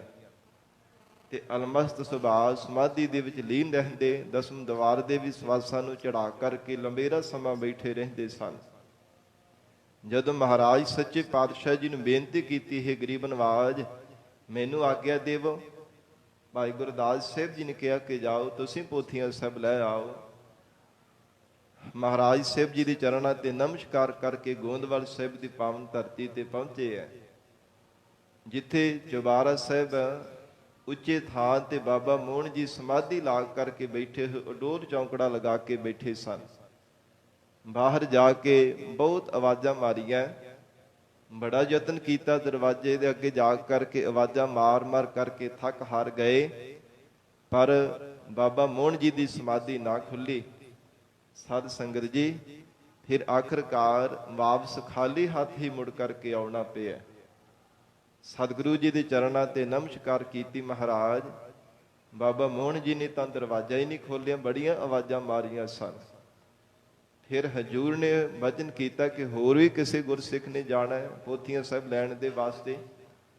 ਬਾਬਾ ਬੁੱਢਾ ਸਾਹਿਬ ਜੀ ਹੱਥ ਜੋੜ ਕਰਕੇ ਬੇਨਤੀ ਕਰਦੇ ਨੇ, ਮਹਾਰਾਜ ਮੈਨੂੰ ਆਗਿਆ ਦੇਵੋ। ਮਹਾਰਾਜ ਪੋਥੀਆਂ ਸਾਹਿਬ ਲੈ ਕਰਕੇ ਆਉਂਦਾ ਹਾਂ। ਜਦੋਂ ਸਤਿਗੁਰੂ ਜੀ ਨੇ ਆਖਿਆ ਕਿ ਜਾਓ ਤੁਸੀਂ ਜਾ ਕਰਕੇ ਲੈ ਆਓ, ਜਦੋਂ ਗੋਇੰਦਵਾਲ ਸਾਹਿਬ ਪਹੁੰਚੇ ਨੇ, ਸ਼ਾਮ ਦੇ ਸਮੇਂ ਇਸ਼ਨਾਨ ਪਾਨ ਕੀਤਾ। ਫਿਰ ਸਵੇਰ ਹੋਣ ਤੋਂ ਸਾਧ ਸੰਗਤ ਜੀ ਜਾ ਕਰਕੇ ਦਰਵਾਜ਼ੇ ਦੇ ਅੱਗੇ ਬਹੁਤ ਆਵਾਜ਼ਾਂ ਮਾਰ ਰਹੇ ਨੇ, ਹੇ ਮੋਹਨ, ਕਿ ਸਤਿਗੁਰੂ ਜੀ ਦੇ ਘਰ ਦੇ ਸਿੱਖ ਬਾਬਾ ਬੁੱਢਾ ਸਾਹਿਬ ਆਪਣਾ ਨਾਮ ਲੈ ਕਰਕੇ ਵੀ ਭਾਵੇਂ ਬੜੀਆਂ ਆਵਾਜ਼ਾਂ ਦਿੱਤੀਆਂ, ਪਰ ਫਿਰ ਵੀ ਸਾਧ ਸੰਗਤ ਜੀ ਸਮਾਧੀ ਤੋਂ ਉੱਠ ਕਰਕੇ ਦਰਵਾਜ਼ਾ ਨਾ ਖੋਲ੍ਹਿਆ। ਫਿਰ ਮਨ ਦੇ ਅੰਦਰ ਵਿਚਾਰ ਕੀਤੀ ਕਿ ਕੋਈ ਨਾ ਕੋਈ ਤਾਂ ਯਤਨ ਕਰਨਾ ਚਾਹੀਦਾ। ਫਿਰ ਦਰਵਾਜ਼ੇ ਦੀਆਂ ਚੂੜਾਂ ਪੁੱਟ ਕਰਕੇ ਅੰਦਰ ਜਦੋਂ ਪ੍ਰਵੇਸ਼ ਹੋਏ ਨੇ, ਕੀ ਦੇਖਿਆ ਕਿ ਅਡੋਲ ਚੌਂਕੜਾ ਲਗਾ ਕਰਕੇ ਸਮਾਧੀ ਦੇ ਵਿੱਚ ਲੀਨ ਬੈਠੇ ਹਨ ਬਾਬਾ ਮੋਹਨ ਜੀ। ਪਹਿਲਾਂ ਤੇ ਚਰਨਾਂ ਤੇ ਨਮਸਕਾਰ ਕੀਤੀ, ਬੜੇ ਅਦਬ ਦੇ ਨਾਲ ਫਿਰ ਮੋਢਿਆਂ ਤੋਂ ਫੜ ਕੇ ਹਲੂਣ ਕਰਕੇ ਵੀ ਦੇਖਿਆ, ਬਹੁਤਾ ਹਿਲਾ ਕੇ ਵੀ ਦੇਖ ਲਿਆ, ਪਰ ਫਿਰ ਵੀ ਸਮਾਧੀ ਤੋਂ ਉਤਾਰ ਨਾ ਹੋਏ, ਉੱਠੇ ਨਾ। ਫਿਰ ਇੰਨੇ ਸਮੇਂ ਨੂੰ ਬਾਬਾ ਮੋਹਰੀ ਦੀ ਚੱਲ ਕਰਕੇ ਆਏ, ਜਦੋਂ ਉੱਚੀ ਆਵਾਜ਼ਾਂ ਕੰਨਾਂ ਦੇ ਨਾਲ ਸੁਣੀਆਂ ਕਿ ਕੌਣ ਹੈ ਚੁਬਾਰੇ ਵਿੱਚ ਜਾ ਕਰਕੇ ਆਵਾਜ਼ਾਂ ਮਾਰਦਾ ਪਿਆ, ਬਾਰ-ਬਾਰ ਆਵਾਜ਼ਾਂ ਦੇ ਰਿਹਾ। ਬਾਬਾ ਮੋਹਰੀ ਜੀ ਨੇ ਹੱਥ ਜੋੜ ਕੇ ਬੇਨਤੀ ਕੀਤੀ ਬਾਬਾ ਬੁੱਢਾ ਸਾਹਿਬ ਜੀ ਨੂੰ ਕਿ ਬਾਬਾ ਜੀ, ਇਹ ਅਲਮਸਤ ਸੁਭਾਅ ਦੇ ਹਨ ਮੋਹਨ ਜੀ, ਇਹ ਜਾਂ ਤਾਂ ਕਿਸੇ ਨੂੰ ਵਰ ਦੇ ਦਿੰਦੇ, ਜਾਂ ਤਾਂ ਸਰਾਫ ਵੀ ਬੜੀ ਛੇਤੀ ਦੇ ਦਿੰਦੇ। ਸੁਭਾਅ ਬੜਾ ਇਦਾਂ ਦੇ ਇਹਨਾਂ ਦਾ ਕਰੜਾ ਹੈ। ਜੇ ਸਮਾਧੀ ਤੋਂ ਉੱਠ ਗਏ ਤੇ ਪਤਾ ਨਹੀਂ ਕਿਹਨੂੰ ਸਰਾਫ ਦੇ ਦੇਣ। ਕਿਰਪਾ ਕਰੋ ਇਹਨਾਂ ਨੂੰ ਨਾ ਉਠਾਵੋ। ਜਦੋਂ ਇਉਂ ਕੀਤਾ ਤੇ ਸੁਣ ਕਰਕੇ ਬਾਬਾ ਬੁੱਢਾ ਸਾਹਿਬ ਜੀ ਵੀ ਸਾਧ ਸੰਗਤ ਇਸੇ ਤਰ੍ਹਾਂ ਹੀ ਖਾਲੀ ਹੱਥ ਵਾਪਸ ਪਹੁੰਚੇ ਨੇ ਅੰਮ੍ਰਿਤਸਰ ਸਾਹਿਬ ਦੀ ਧਰਤੀ ਤੇ। ਹਜੂਰ ਦੇ ਚਰਨਾਂ ਵਿੱਚ ਬੇਨਤੀ ਕਰਕੇ ਦੱਸਿਆ, ਮਹਾਰਾਜ ਬਹੁਤਾ ਯਤਨ ਕਰਨ ਦੇ ਬਾਵਜੂਦ ਵੀ ਬਾਬਾ ਮੋਹਨ ਜੀ ਉੱਠੇ ਨਹੀਂ ਸਨ। ਫਿਰ ਤੀਸਰੀ ਵਾਰ ਧੰਨ ਗੁਰੂ ਅਰਜਨ ਦੇਵ ਸਾਹਿਬ ਸੱਚੇ ਪਾਤਸ਼ਾਹ ਜੀ ਨੇ ਹੁਕਮ ਕੀਤਾ ਕਿ ਐ ਸੰਗਤ ਜੀ, ਹੋਰ ਵੀ ਕਿਸੇ ਸਿੱਖ ਨੇ ਜਾਣਾ ਹੋਵੇ ਪੋਥੀਆਂ ਸਾਹਿਬ ਲੈਣ ਦੇ ਵਾਸਤੇ, ਤੇ ਸੰਗਤ ਨੇ ਹੱਥ ਜੋੜ ਕੇ ਬੇਨਤੀ ਕੀਤੀ ਸੀ, ਮਹਾਰਾਜ ਜਿਸ ਕਾ ਕਾਰਜ ਤਿਨ ਹੀ ਕੀਆ, ਮਾਨਸ ਕਿਆ ਵਿਚਾਰਾ ਰਾਮ। ਹੇ ਗਰੀਬ ਨਵਾਜ, ਤੁਹਾਡਾ ਕਾਰਜ ਹੈ, ਤੁਸੀਂ ਆਪ ਹੀ ਕਰ ਸਕਦੇ ਹੋ। ਅਸੀਂ ਬਪੜੇ ਜੀਵ ਭਲਾ ਮਹਾਰਾਜ, ਕਲਯੁਗੀ ਜੀਵ ਭਲਾ ਇਹ ਕਾਰਜ ਕਿਵੇਂ ਕਰ ਸਕਦੇ ਹਾਂ? ਬੜੀ ਵੱਡੀ ਸੇਵਾ ਹੈ, ਬਹੁਤ ਮਹਾਨ ਸੇਵਾ ਹੈ। ਕਿਉਂਕਿ ਧੰਨ ਗੁਰੂ ਅਮਰਦਾਸ ਸਾਹਿਬ ਜੀ ਨੇ ਵਚਨ ਕੀਤਾ ਸੀ ਕਿ ਗੁਰੂ ਅਰਜਨ ਦੇਵ ਸਾਹਿਬ ਜੀ ਤੋਂ ਬਿਨਾਂ ਪੋਥੀਆਂ ਸਾਹਿਬ ਕਿਸੇ ਨੂੰ ਨਹੀਂ ਦੇਣੀਆਂ। ਉਹ ਵਚਨ ਵੀ ਪੂਰਾ ਹੋਇਆ। ਤੇ ਜਦੋਂ ਮਹਾਰਾਜ ਸਾਹਿਬ ਜੀ ਨੇ ਹੁਕਮ ਕੀਤਾ, ਕਹਿੰਦੇ ਕਿ ਅਸੀਂ ਇਕੱਲੇ ਨਹੀਂ, ਸੰਗਤ ਰੂਪ ਦੇ ਵੀ ਚੱਲ ਕਰਕੇ ਜਾਵਾਂਗੇ। ਬਹੁ ਗਿਣਤੀ ਵੀ ਸਿੱਖ ਸੰਗਤਾਂ ਸ਼ਬਦ ਕੀਰਤਨ ਕਰਦਿਆਂ ਹੋਈਆਂ, ਗੁਰਬਾਣੀ ਦੇ ਜਾਪ ਕਰਦਿਆਂ ਹੋਈਆਂ, ਸ਼ਬਦਾਂ ਪੜ੍ਹਦਿਆਂ ਹੋਏ ਸਤ ਸੰਗਤ ਜੀ ਮਿਲ ਕਰਕੇ ਸੰਗਤ ਰੂਪ ਦੇ ਵਿੱਚ ਗੋਇੰਦਵਾਲ ਸਾਹਿਬ ਪਹੁੰਚੇ ਹਨ। ਮਹਾਰਾਜ ਧੰਨ ਗੁਰੂ ਅਰਜਨ ਦੇਵ ਸਾਹਿਬ ਸੱਚੇ ਪਾਤਸ਼ਾਹ ਜੀ ਜਿਸ ਸਮੇਂ ਗੋਇੰਦਵਾਲ ਸਾਹਿਬ ਪਹੁੰਚੇ ਹੈ, ਸੰਗਤ ਨੇ ਨਾਲ ਮਿਲ ਕਰਕੇ ਬੜੇ ਪਿਆਰ ਦੇ ਨਾਲ ਅਦਬ ਦੇ ਸਹਿਤ ਸ਼ਬਦਾਂ ਦਾ ਕੀਰਤਨ ਕੀਤਾ ਹੈ। ਜਿੱਥੇ ਚੁਬਾਰੇ ਦੇ ਵਿੱਚ ਬਾਬਾ ਮੋਹਨ ਜੀ ਅਡੋਲ ਚੌਂਕੜੀ ਲਗਾ ਕਰਕੇ ਬੈਠੇ ਸਨ, ਐਨ ਉਹਦੇ ਹੇਠਾਂ ਗਲੀ ਦੇ ਵਿੱਚ ਸਾਧ ਸੰਗਤ ਮਹਾਰਾਜ ਸੱਚੇ ਪਾਤਸ਼ਾਹ ਨੇ ਆਪਣੇ ਹੱਥਾਂ ਦੇ ਵਿੱਚ ਤਾਨਪੁਰਾ ਲਿਆ, ਔਰ ਸਿੱਖਾਂ ਦੇ ਹੱਥ ਵਿੱਚ ਕਿਸੇ ਨੇ ਢੋਲਕੀ ਫੜੀ ਹੋਈ ਹੈ, ਕਿਸੇ ਨੇ ਖੜਤਾਲਾ, ਕਿਸੇ ਨੇ ਚਿਮਟਾ ਫੜਿਆ ਹੋਇਆ। ਇਸ ਪ੍ਰਕਾਰ ਇਹਨਾਂ ਸਾਜ਼ਾਂ ਦੇ ਨਾਲ ਮਿਲ ਕਰਕੇ ਬੜੇ ਪਿਆਰ ਤੇ ਅਦਬ ਦੇ ਨਾਲ ਗੁਰਬਾਣੀ ਦਾ ਕੀਰਤਨ ਕਰ ਰਹੇ ਹਨ। ਗਰੀਬ ਨਵਾਜ ਸਤਿਗੁਰੂ ਜੀ ਨੇ ਉਸ ਸਮੇਂ ਗੌੜੀ ਰਾਗ ਦੇ ਅੰਦਰ ਸ਼ਬਦ ਉਚਾਰਨ ਕੀਤਾ ਸੀ, ਮੋਹਨ ਤੇਰੇ ਉੱਚੇ ਮੰਦਰ ਮਹਿਲ ਅਪਾਰਾ। ਇਹ ਸ਼ਬਦ ਦੁਆਰਾ ਮਹਾਰਾਜ ਸੱਚੇ ਪਾਤਸ਼ਾਹ ਨੇ ਬਾਬਾ ਮੋਹਨ ਜੀ ਦੀ ਸਮਾਧੀ ਨੂੰ ਉਠਾਉਣਾ ਕੀਤਾ ਸੀ। ਇਹ ਸ਼ਬਦ ਦੀਆਂ ਜਦੋਂ ਧੁਨਾਂ ਬੜੇ ਰਸ ਦੇ ਸਹਿਤ ਸਮਾਧੀ ਦੀ ਵੀ ਸੁਣਨ ਲੱਗੀਆਂ ਕਿ ਇੰਨੀ ਮਿਠਾਸ ਤੇ ਇੰਨਾ ਰਸ ਭਰੀ ਆਵਾਜ਼ ਕਿੱਥੋਂ ਪ੍ਰਗਟ ਹੋ ਰਹੀ ਹੈ।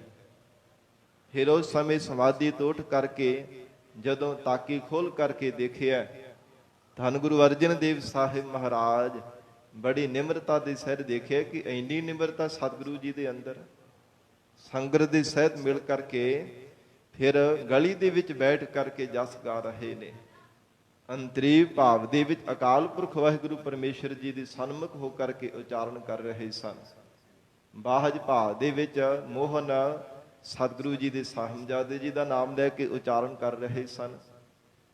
ਤੇ ਜਦੋਂ ਦੇਖਿਆ ਤੇ ਇਤਿਹਾਸ ਅੰਦਰ ਜ਼ਿਕਰ ਆਉਂਦਾ ਹੈ ਕਿ ਉੱਚੀ ਆਵਾਜ਼ ਦੇ ਵਿੱਚ ਮਹਾਰਾਜ ਸਾਹਿਬ ਜੀ ਨੂੰ ਬਹੁਤ ਸਾਰੇ ਅਯੋਗ ਲਫ਼ਜ਼ ਵੀ ਵਰਤਣਾ ਕੀਤੇ ਸਨ, ਕਿਉਂਕਿ ਇਹਨਾਂ ਦੇ ਮਨ ਦੇ ਅੰਦਰ ਉਸ ਸਮੇਂ ਤੋਂ ਬੜਾ ਇਦਾਂ ਦਾ ਇਹ ਫੁਰਨਾ ਬਣਿਆ ਸੀ, ਬੜੀ ਵਿਚਾਰ ਸੀ ਮਨ ਦੇ ਅੰਦਰ ਘਰ ਕਰ ਚੁੱਕੀ ਸੀ ਕਿ ਗੁਰਤਾ ਗੱਦੀ ਦੀ ਦਾਤ ਸਾਨੂੰ ਕਿਉਂ ਨਹੀਂ ਮਹਾਰਾਜ ਪਿਤਾ ਸਤਿਗੁਰੂ ਜੀ ਨੇ ਬਖਸ਼ੀ। ਧੰਨ ਗੁਰੂ ਅਮਰਦਾਸ ਸਾਹਿਬ ਮਹਾਰਾਜ ਜੀ ਨੇ ਗੁਰੂ ਰਾਮਦਾਸ ਸਾਹਿਬ ਜੀ ਨੂੰ ਗੁਰਤਾ ਗੱਦੀ ਦੀ ਦਾਤ ਬਖਸ਼ਿਸ਼ ਕਰ ਦਿੱਤੀ। ਉਸ ਸਮੇਂ ਤੋਂ ਮਨ ਦੇ ਅੰਦਰ ਨਾਰਾਜ਼ਗੀ ਸੀ, ਪਰ ਬਹੁਤੀ ਨਿਮਰਤਾ ਦੇਖ ਕਰਕੇ ਕਿ ਅੱਗੋਂ ਸਤਿਗੁਰੂ ਜੀ ਨੇ ਕੋਈ ਵੀ ਜਵਾਬ ਨਹੀਂ ਦਿੱਤਾ। ਫਿਰ ਆਪ ਪੋਥੀਆਂ ਸਾਹਿਬ ਲੈ ਕੇ ਜਦੋਂ ਨੇੜੇ ਆਏ ਹਨ ਤੇ ਆ ਕਰਕੇ ਬੜੇ ਪਿਆਰ ਦੇ ਨਾਲ ਸਤਿਗੁਰੂ ਜੀ ਦੇ ਚਰਨਾਂ ਤੇ ਨਮਸਕਾਰ ਕੀਤੀ ਹੈ। ਜਦੋਂ ਝੁਕ ਕਰਕੇ ਸਤਿਗੁਰੂ ਜੀ ਦੇ ਚਰਨਾਂ ਤੇ ਆਪਣਾ ਸੀਸ ਰੱਖਣ ਲੱਗੇ, ਮਹਾਰਾਜ ਸੱਚੇ ਪਾਤਸ਼ਾਹ ਜੀ ਪਿੱਛੇ ਹਟ ਗਏ ਨੇ। ਕਹਿਣ ਲੱਗੇ, ਆਪ ਜੀ ਵੱਡੇ ਸਤਿਗੁਰਾਂ ਦੇ ਸਾਹਿਬਜ਼ਾਦੇ ਹੋ, ਸਾਨੂੰ ਸਤਿਕਾਰ ਵਜੋਂ ਤੁਹਾਡੇ ਚਰਨਾਂ ਤੇ ਨਮਸਕਾਰ ਕਰਨੀ ਚਾਹੀਦੀ ਹੈ, ਤੁਸੀਂ ਕਿਉਂ ਝੁਕ ਕਰਕੇ ਮੋਹਨ ਜੀ ਸਾਨੂੰ ਨਮਸਕਾਰ ਕਰ ਰਹੇ ਹੋ। ਇਹ ਨਿਮਰਤਾ ਦੇਖ ਕਰਕੇ ਸਾਧ ਸੰਗਤ ਜੀ ਹਿਰਦਾ ਦਰਵ ਗਿਆ। ਹੱਥ ਜੋੜ ਕਰਕੇ ਵੈਰਾਗ ਦੇ ਵੇਗ ਵਿੱਚ ਆ ਕੇ ਬੇਨਤੀ ਕੀਤੀ, ਮਹਾਰਾਜ ਜਦੋਂ ਤੱਕ ਆਪ ਜੀ ਚਰਨਾਂ ਤੇ ਨਮਸਕਾਰ ਨਹੀਂ ਨਾ ਕਰਨ ਦੇਵੋਗੇ, ਝੁਕ ਕਰਕੇ ਮਹਾਰਾਜ ਨਤਮਸਤਕ ਨਾ ਹੋਣ ਦੇਵੋਗੇ, ਉਹਨਾਂ ਚੱਕ ਮੇਰਾ ਹਿਰਦਾ ਸੜਦਾ ਰਹੇਗਾ, ਮਨ ਨੂੰ ਸ਼ਾਂਤੀ ਨਹੀਂ ਪ੍ਰਾਪਤ ਹੋਵੇਗੀ। ਕਿਉਂਕਿ ਜਦੋਂ ਸਤਿਗੁਰੂ ਅਮਰਦਾਸ ਸਾਹਿਬ ਮਹਾਰਾਜ ਜੀ ਜੋਤੀ ਜੋਤ ਸਮਾਉਣ ਲੱਗੇ ਸਨ, ਉਦੋਂ ਹਜੂਰ ਨੇ ਹੁਕਮ ਕੀਤਾ ਸੀ ਗੁਰੂ ਰਾਮਦਾਸ ਸਾਹਿਬ ਜੀ ਦੇ ਚਰਨਾਂ ਤੇ ਝੁਕਣ ਵਾਸਤੇ, ਪਰ ਇਹਨਾਂ ਨੇ ਬਚਨ ਨਹੀਂ ਸੀ ਮੰਨਿਆ। ਮੋਹਨ ਜੀ ਨੇ, ਬਾਬਾ ਮੋਹਰੀ ਜੀ ਨੇ ਸਤਿਗੁਰੂ ਜੀ ਦੀ ਆਗਿਆ ਵਿੱਚ ਰਹਿ ਕੇ ਧੰਨ ਗੁਰੂ ਰਾਮਦਾਸ ਸਾਹਿਬ ਜੀ ਦੇ ਚਰਨਾਂ ਤੇ ਆਪਣਾ ਸੀਸ ਰੱਖ ਕੇ ਨਮਸਕਾਰ ਕੀਤੀ ਸੀ, ਔਰ ਮੋਹਰੀ ਪੁੱਤ ਸਨਮੁਖ ਹੋਇਆ, ਰਾਮਦਾਸ ਸਾਹਿਬ ਪੈਰੀ ਪਾਏ ਜੀਓ, ਗੁਰਬਾਣੀ ਅੰਦਰ ਹਜੂਰ ਨੇ ਉਚਾਰਨ ਕੀਤਾ। ਤੇ ਬਾਬਾ ਧੰਨ ਗੁਰੂ ਅਮਰਦਾਸ ਸਾਹਿਬ ਜੀ ਨੇ ਬਾਬਾ ਮੋਹਨ ਜੀ ਨੂੰ ਫਿਰ ਇਹ ਸਾਧ ਸੰਗਤ ਬਚਨ ਕੀਤਾ ਸੀ ਕਿ ਤੁਹਾਡਾ ਹਿਰਦਾ ਸ਼ਾਂਤ ਨਹੀਂ ਰਹੇਗਾ, ਕਿਉਂਕਿ ਸਾਡਾ ਤੁਸੀਂ ਬਚਨ ਨਹੀਂ ਮੰਨਿਆ, ਬੇਮੁਖਤਾ ਵਿਖਾਈ ਹੈ। ਫਿਰ ਆਖਰਕਾਰ ਮਹਾਰਾਜ ਸਾਹਿਬ ਜੀ ਦੇ ਚਰਨਾਂ ਤੇ ਬੇਨਤੀ ਕੀਤੀ ਸੀ, ਮਹਾਰਾਜ ਕਿੰਨਾ ਸਮਾਂ ਇਸੇ ਤਰ੍ਹਾਂ ਰਹਾਂਗਾ। ਕਹਿੰਦੇ 5ਵੇਂ ਜਾਮੇ ਵਿੱਚ ਗੁਰੂ ਅਰਜਨ ਦੇਵ ਸਾਹਿਬ ਆਉਣਗੇ, ਉਹਨਾਂ ਦੇ ਚਰਨਾਂ ਤੇ ਝੁਕ ਕਰਕੇ ਨਮਸਕਾਰ ਕਰੋਗੇ ਤਾਂ ਫਿਰ ਤੁਹਾਡਾ ਹਿਰਦਾ ਸ਼ਾਂਤ ਹੋਵੇਗਾ। ਹੱਥ ਜੋੜ ਕੇ ਬੇਨਤੀ ਕੀਤੀ, ਮਹਾਰਾਜ ਚਰਨਾਂ ਤੇ ਸੀਸ ਰੱਖ ਕਰਕੇ ਅਦਬ ਦੇ ਨਾਲ ਨਮਸਕਾਰ ਕਰਨ ਦੇਵੋ, ਤਾਂ ਫਿਰ ਹਜੂਰ ਨੇ ਆਗਿਆ ਦਿੱਤੀ ਸੀ। ਫਿਰ ਬੜੇ ਅਦਬ ਦੇ ਨਾਲ ਪੋਥੀਆਂ ਸਾਹਿਬ ਜੋ ਵੱਡੇ ਸਤਿਗੁਰੂ ਜੀ ਦੇ ਪਵਿੱਤਰ ਗੁਰਬਾਣੀ ਦਾ ਖਜ਼ਾਨਾ ਸੀ, ਧੰਨ ਗੁਰੂ ਨਾਨਕ ਦੇਵ ਸਾਹਿਬ ਮਹਾਰਾਜ ਸ੍ਰੀ ਗੁਰੂ ਅੰਗਦ ਦੇਵ ਸਾਹਿਬ ਜੀ ਦੀ ਰਸਨਾ ਤੋਂ ਉਚਾਰਨ ਕੀਤੀ ਹੋਈ ਪਾਵਨ ਬਾਣੀ, ਧੰਨ ਗੁਰੂ ਅਮਰਦਾਸ ਸਾਹਿਬ ਸੱਚੇ ਪਾਤਸ਼ਾਹ ਦੀ ਪਵਿੱਤਰ ਗੁਰਬਾਣੀ, ਔਰ ਗਰੀਬ ਨਵਾਜ ਮਹਾਰਾਜ ਧੰਨ ਗੁਰੂ ਰਾਮਦਾਸ ਸਾਹਿਬ ਸੱਚੇ ਪਾਤਸ਼ਾਹ, ਜੋ ਵੱਡੇ ਸਤਿਗੁਰਾਂ ਜੀ ਦੀ ਸਮੁੱਚੀ ਗੁਰਬਾਣੀ ਦਾ ਖਜ਼ਾਨਾ ਹੈ, ਉਹ ਬਾਬਾ ਮੋਹਨ ਜੀ ਨੇ ਸਤਿਗੁਰੂ ਜੀ ਨੂੰ ਫਿਰ ਅਰਪਣ ਕਰ ਦਿੱਤਾ ਸੀ। ਤੇ ਸਾਧ ਸੰਗਤ ਜੀ, ਜਦੋਂ ਗੁਰਬਾਣੀ ਦੀਆਂ ਪੋਥੀਆਂ ਸਾਹਿਬ ਪ੍ਰਾਪਤ ਹੋ ਗਈਆਂ ਤੇ ਫਿਰ ਵਾਪਸ ਜਦੋਂ ਅੰਮ੍ਰਿਤਸਰ ਸਾਹਿਬ ਆਉਣਾ ਸੀ, ਪੋਥੀਆਂ ਸਾਹਿਬ ਪਾਲਕੀ ਸਾਹਿਬ ਦੇ ਵਿੱਚ ਬਿਰਾਜਮਾਨ ਕੀਤੀਆਂ ਗਈਆਂ ਬੜੇ ਅਦਬ ਦੇ ਸਤਿਕਾਰ ਦੇ ਸਹਿਤ। ਇਤਿਹਾਸ ਅੰਦਰ ਜ਼ਿਕਰ ਆਉਂਦਾ ਕਿ ਸਿੱਖ ਬੇਨਤੀ ਕਰਦੇ ਨੇ, ਮਹਾਰਾਜ ਆਪ ਜੀ ਪਾਲਕੀ ਦੇ ਵਿੱਚ ਅਸਵਾਰ ਹੋ ਜਾਵੋ। ਤੇ ਸਤਿਗੁਰੂ ਜੀ ਨੇ ਹੁਕਮ ਕੀਤਾ ਸੀ, ਨਹੀਂ ਸਿੱਖੋ, ਵੱਡੇ ਸਤਿਗੁਰਾਂ ਜੀ ਦੀ ਪਵਿੱਤਰ ਗੁਰਬਾਣੀ ਹੈ, ਇਹ ਧੁਰ ਕੀ ਬਾਣੀ ਹੈ, ਰੱਬੀ ਬਾਣੀ ਹੈ, ਅਕਾਲ ਪੁਰਖ ਪਰਮੇਸ਼ਰ ਜੀ ਦੀ ਧੁਰੋਂ ਆਈ ਹੋਈ ਪਾਵਨ ਬਾਣੀ ਹੈ। ਇਹਦੇ ਸਮਾਨ ਅਸੀਂ ਬੈਠ ਕਰਕੇ ਗੁਰਬਾਣੀ ਦਾ ਨਿਰਾਦਰ ਨਹੀਂ ਕਰ ਸਕਦੇ। ਇਹਦੇ ਨਾਲ ਸਤਿਗੁਰੂ ਜੀ ਦੀ ਪਵਿੱਤਰ ਗੁਰਬਾਣੀ ਦਾ ਨਿਰਾਦਰ ਹੋਵੇਗਾ। ਤੇ ਫਿਰ ਕਹਿਣ ਲੱਗੇ, ਮਹਾਰਾਜ ਹੋਰ ਪਾਲਕੀ ਵਿੱਚ ਬੈਠ ਜਾਵੋ, ਹੋਰ ਤਿਆਰ ਕਰਾ ਲੈਂਦੇ ਹਾਂ। ਮਹਾਰਾਜ ਸੱਚੇ ਪਾਤਸ਼ਾਹ ਕਹਿੰਦੇ, ਨਹੀਂ, ਗੁਰਬਾਣੀ ਦੇ ਸਤਿਕਾਰ ਵਜੋਂ ਅਸੀਂ ਨੰਗੇ ਚਰਨ ਚੌਰ ਸਾਹਿਬ ਕਰਦੇ ਹੋ ਜਾਵਾਂਗੇ। ਹੱਥ ਵਿੱਚ ਚੌਰ ਫੜਿਆ ਹੋਇਆ ਔਰ ਖੱਬੇ ਹੱਥ ਹੋ ਕੇ ਪਾਵਨ ਗੁਰਬਾਣੀ ਦੀਆਂ ਪੋਥੀਆਂ ਸਾਹਿਬ ਤੇ ਚੌਰ ਸਾਹਿਬ ਕਰਦੇ ਹੋਏ ਮਹਾਰਾਜ ਅੰਮ੍ਰਿਤਸਰ ਸਾਹਿਬ ਪਹੁੰਚੇ ਸਨ। ਰਸਤੇ ਵਿੱਚ ਖਡੂਰ ਸਾਹਿਬ ਗਰੀਬ ਨਵਾਜ ਸਤਿਗੁਰੂ ਜੀ ਨੇ ਪੜਾਅ ਕੀਤਾ। ਉੱਥੇ ਜੋ ਬਾਬਾ ਦਾਤੂ ਜੀ ਨੇ ਆ ਕਰਕੇ ਮਹਾਰਾਜ ਸੱਚੇ ਪਾਤਸ਼ਾਹ ਦੇ ਚਰਨਾਂ ਵਿੱਚ ਆਪਣੀ ਭੁੱਲ ਬਖਸ਼ਾਈ ਸੀ। ਫਿਰ ਜਿਸ ਸਮੇਂ ਸੱਚਖੰਡ ਸ੍ਰੀ ਹਰਿਮੰਦਰ ਸਾਹਿਬ ਅੰਮ੍ਰਿਤਸਰ ਸਾਹਿਬ ਮਹਾਰਾਜ ਪਹੁੰਚਣ ਵਾਲੇ ਹੈ, ਕੁਝ ਦੂਰੀ ਤੇ ਸਨ ਸਿੱਖਾਂ ਨੂੰ ਪਤਾ ਲੱਗਾ। ਬੜੇ ਪਿਆਰ ਤੇ ਅਦਬ ਦੇ ਨਾਲ ਮਹਾਰਾਜ ਸੱਚੇ ਪਾਤਸ਼ਾਹ ਦੀ ਪਵਿੱਤਰ ਗੁਰਬਾਣੀ ਦੇ ਆਉਣ ਦੇ ਸਤਿਕਾਰ ਵਜੋਂ ਬੜੇ ਪਿਆਰ ਦੇ ਨਾਲ ਜਸ ਕਰ ਰਹੀਆਂ ਨੇ ਸਿੱਖ ਸੰਗਤਾਂ। ਮਹਾਰਾਜ ਸੱਚੇ ਪਾਤਸ਼ਾਹ ਸਤਿਗੁਰੂ ਜੀ ਦੇ ਆਉਣ ਦਾ ਬੜਾ ਚਾਅ ਤੇ ਉਤਸ਼ਾਹ ਸੀ ਸਿੱਖ ਸੰਗਤਾਂ ਦੇ ਅੰਦਰ। ਤੇ ਸ਼ਾਮ ਦੇ ਸਮੇਂ ਗਰੀਬ ਨਵਾਜ ਸਤਿਗੁਰੂ ਜੀ ਅੰਮ੍ਰਿਤਸਰ ਸਾਹਿਬ ਪਹੁੰਚੇ, ਜਿੱਥੇ 68 ਘਾਟ ਸਾਹਿਬ ਵਾਲਾ ਜੋ ਪਾਵਨ ਅਸਥਾਨ ਥੜਾ ਸਾਹਿਬ ਬਣਿਆ ਹੋਇਆ, ਆਪ ਸੰਗਤ ਨੇ ਦਰਸ਼ਨ ਕੀਤੇ ਹੋਣਗੇ। ਪੂਰਬ ਦੀ ਦਿਸ਼ਾ ਵੱਲ ਐਨ ਸਾਹਮਣੇ ਦੁੱਖ ਭੰਜਨੀ ਬੇਰ ਸਾਹਿਬ ਦੇ ਨਾਲ ਹੀ ਥੜਾ ਸਾਹਿਬ ਬਣਿਆ ਹੋਇਆ। ਉਸ ਥੜੇ ਦੇ ਉੱਪਰ ਗੁਰਬਾਣੀ ਦੀਆਂ ਪੋਥੀਆਂ ਸਾਹਿਬ ਬਿਰਾਜਮਾਨ ਕੀਤੀਆਂ ਗਈਆਂ। ਤੇ ਜਿੰਨੀ ਵੀ ਸੰਗਤ ਇਕੱਤਰ ਹੋਈ ਸੀ, ਮਹਾਰਾਜ ਸੱਚੇ ਪਾਤਸ਼ਾਹ ਨੇ ਸਾਰੀ ਸੰਗਤ ਦੇ ਸਹਿਤ ਬਾਬਾ ਬੁੱਢਾ ਸਾਹਿਬ ਜੀ ਨੇ ਹੁਕਮ ਕੀਤਾ ਕਿ ਰਹਿਣ ਸੁਬਾਈ ਗੁਰਬਾਣੀ ਦਾ ਕੀਰਤਨ ਕੀਤਾ ਜਾਵੇ। ਸਾਰੀ ਰਾਤ ਗੁਰਬਾਣੀ ਦੇ ਸ਼ਬਦ ਪੜ੍ਹੇ ਜਾਣ। ਮਹਾਰਾਜ ਸੱਚੇ ਪਾਤਸ਼ਾਹ ਜੀ ਹਜੂਰ ਦਾ ਹੁਕਮ ਪਾਕ ਕਰਕੇ ਸਾਰੀ ਰਾਤ ਗੁਰਬਾਣੀ ਦਾ ਕੀਰਤਨ ਕੀਤਾ ਸਮੁੱਚੀ ਸੰਗਤ ਨੇ ਮਿਲ ਕਰਕੇ। ਅੰਮ੍ਰਿਤ ਵੇਲੇ ਮਹਾਰਾਜ ਸਤਿਗੁਰੂ ਜੀ ਇਸ਼ਨਾਨ ਪਾਨ ਕਰਕੇ ਜਦੋਂ ਆਏ ਹੈ ਤੇ ਫਿਰ ਸੰਗਤ ਨੂੰ ਉਪਦੇਸ਼ ਬਖਸ਼ਿਸ਼ ਕੀਤਾ ਹੈ। ਤੇ ਸਾਧ ਸੰਗਤ ਜੀ, ਜੋ ਅਕਾਲ ਪੁਰਖ ਵਾਹਿਗੁਰੂ ਜੀ ਦੇ ਸ਼ੁਕਰਾਨੇ ਵਜੋਂ ਮਹਾਰਾਜ ਸਾਹਿਬ ਜੀ ਨੇ ਗੁਰਬਾਣੀ ਦੇ ਸ਼ਬਦ ਉਚਾਰਨ ਕੀਤੇ ਹੈ। ਸੰਗਤ ਦਾ ਹੋਰ ਵੀ ਉਤਸ਼ਾਹ ਵਧਾਉਣ ਦੇ ਵਾਸਤੇ ਇਹ ਸਿੱਖੋ, ਇਹ ਗੁਰੂ ਕੀ ਬਾਣੀ ਆਮ ਬਾਣੀ ਨਹੀਂ ਹੈ। ਇਹ ਅਕਾਲ ਪੁਰਖ ਵਾਹਿਗੁਰੂ ਪਰਮੇਸ਼ਰ ਦੀ ਆਈ ਹੋਈ ਧੁਰੀ ਰੱਬੀ ਬਾਣੀ ਹੈ। ਧੁਰ ਕੀ ਬਾਣੀ ਆਈ, ਤਿਨ ਸਗਲੇ ਚਿੰਤ ਮਿਟਾਈ, ਦਇਆਲ ਪੁਰਖ ਮਿਹਰਵਾਨਾ, ਹਰ ਨਾਨਕ ਸਾਚ ਵਖਾਨਾ। ਐਸੀ ਰੱਬੀ ਆਈ ਹੋਈ ਧੁਰੋ ਅਕਾਲ ਪੁਰਖ ਪਰਮੇਸ਼ਰ ਦੀ ਬਾਣੀ ਹੈ। ਵੱਡੇ ਸਤਿਗੁਰਾਂ ਦੀ ਰਸਨਾ ਤੋਂ ਉਚਾਰਨ ਕੀਤੇ ਪਵਿੱਤਰ ਗੁਰਬਾਣੀ ਦੇ ਸ਼ਬਦ ਪੜ੍ਹ ਕਰਕੇ ਸੁਣਾਏ। ਜੈਸੀ ਮੈਂ ਆਵੈ ਖਸਮ ਕੀ ਬਾਣੀ, ਤੈਸੜਾ ਕਰੇ ਗਿਆਨ ਵੇ ਲਾਲੋ। ਧੰਨ ਗੁਰੂ ਅਮਰਦਾਸ ਸਾਹਿਬ ਜੀ ਦੀ ਮੁਖ ਵਾਕ ਸਰਵਣ ਕਰਵਾਏ।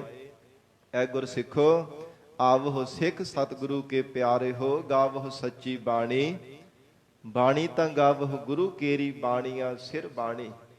ਭਾਵੇਂ ਬਹੁਤ ਬਾਣੀਆਂ ਨੇ ਸੰਸਾਰ ਦੇ ਅੰਦਰ, ਸਭ ਸਤਿਕਾਰਯੋਗ ਹਨ, ਪਰ ਸ੍ਰੀ ਗੁਰੂ ਗ੍ਰੰਥ ਸਾਹਿਬ ਸੱਚੇ ਪਾਤਸ਼ਾਹ ਦੀ ਪਾਵਨ ਗੁਰਬਾਣੀ ਸਭ ਤੋਂ ਸਰਵ ਉੱਚ ਹੈ, ਸਭ ਤੋਂ ਸ਼੍ਰੋਮਣੀ ਬਾਣੀ ਹੈ। ਬਾਣੀ ਤਾਂ ਗਾਵੋ ਗੁਰੂ ਕੇਰੀ, ਬਾਣੀਆਂ ਸਿਰ ਬਾਣੀ।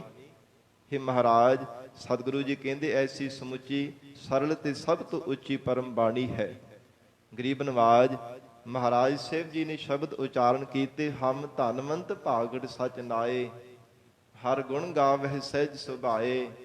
ਪੀਊ ਦਾਦੇ ਕਾ ਖੋਲ ਡਿਠਾ ਖਜ਼ਾਨਾ, ਤਾਂ ਮੇਰਾ ਮਨ ਭਇਆ ਨਿਧਾਨਾ।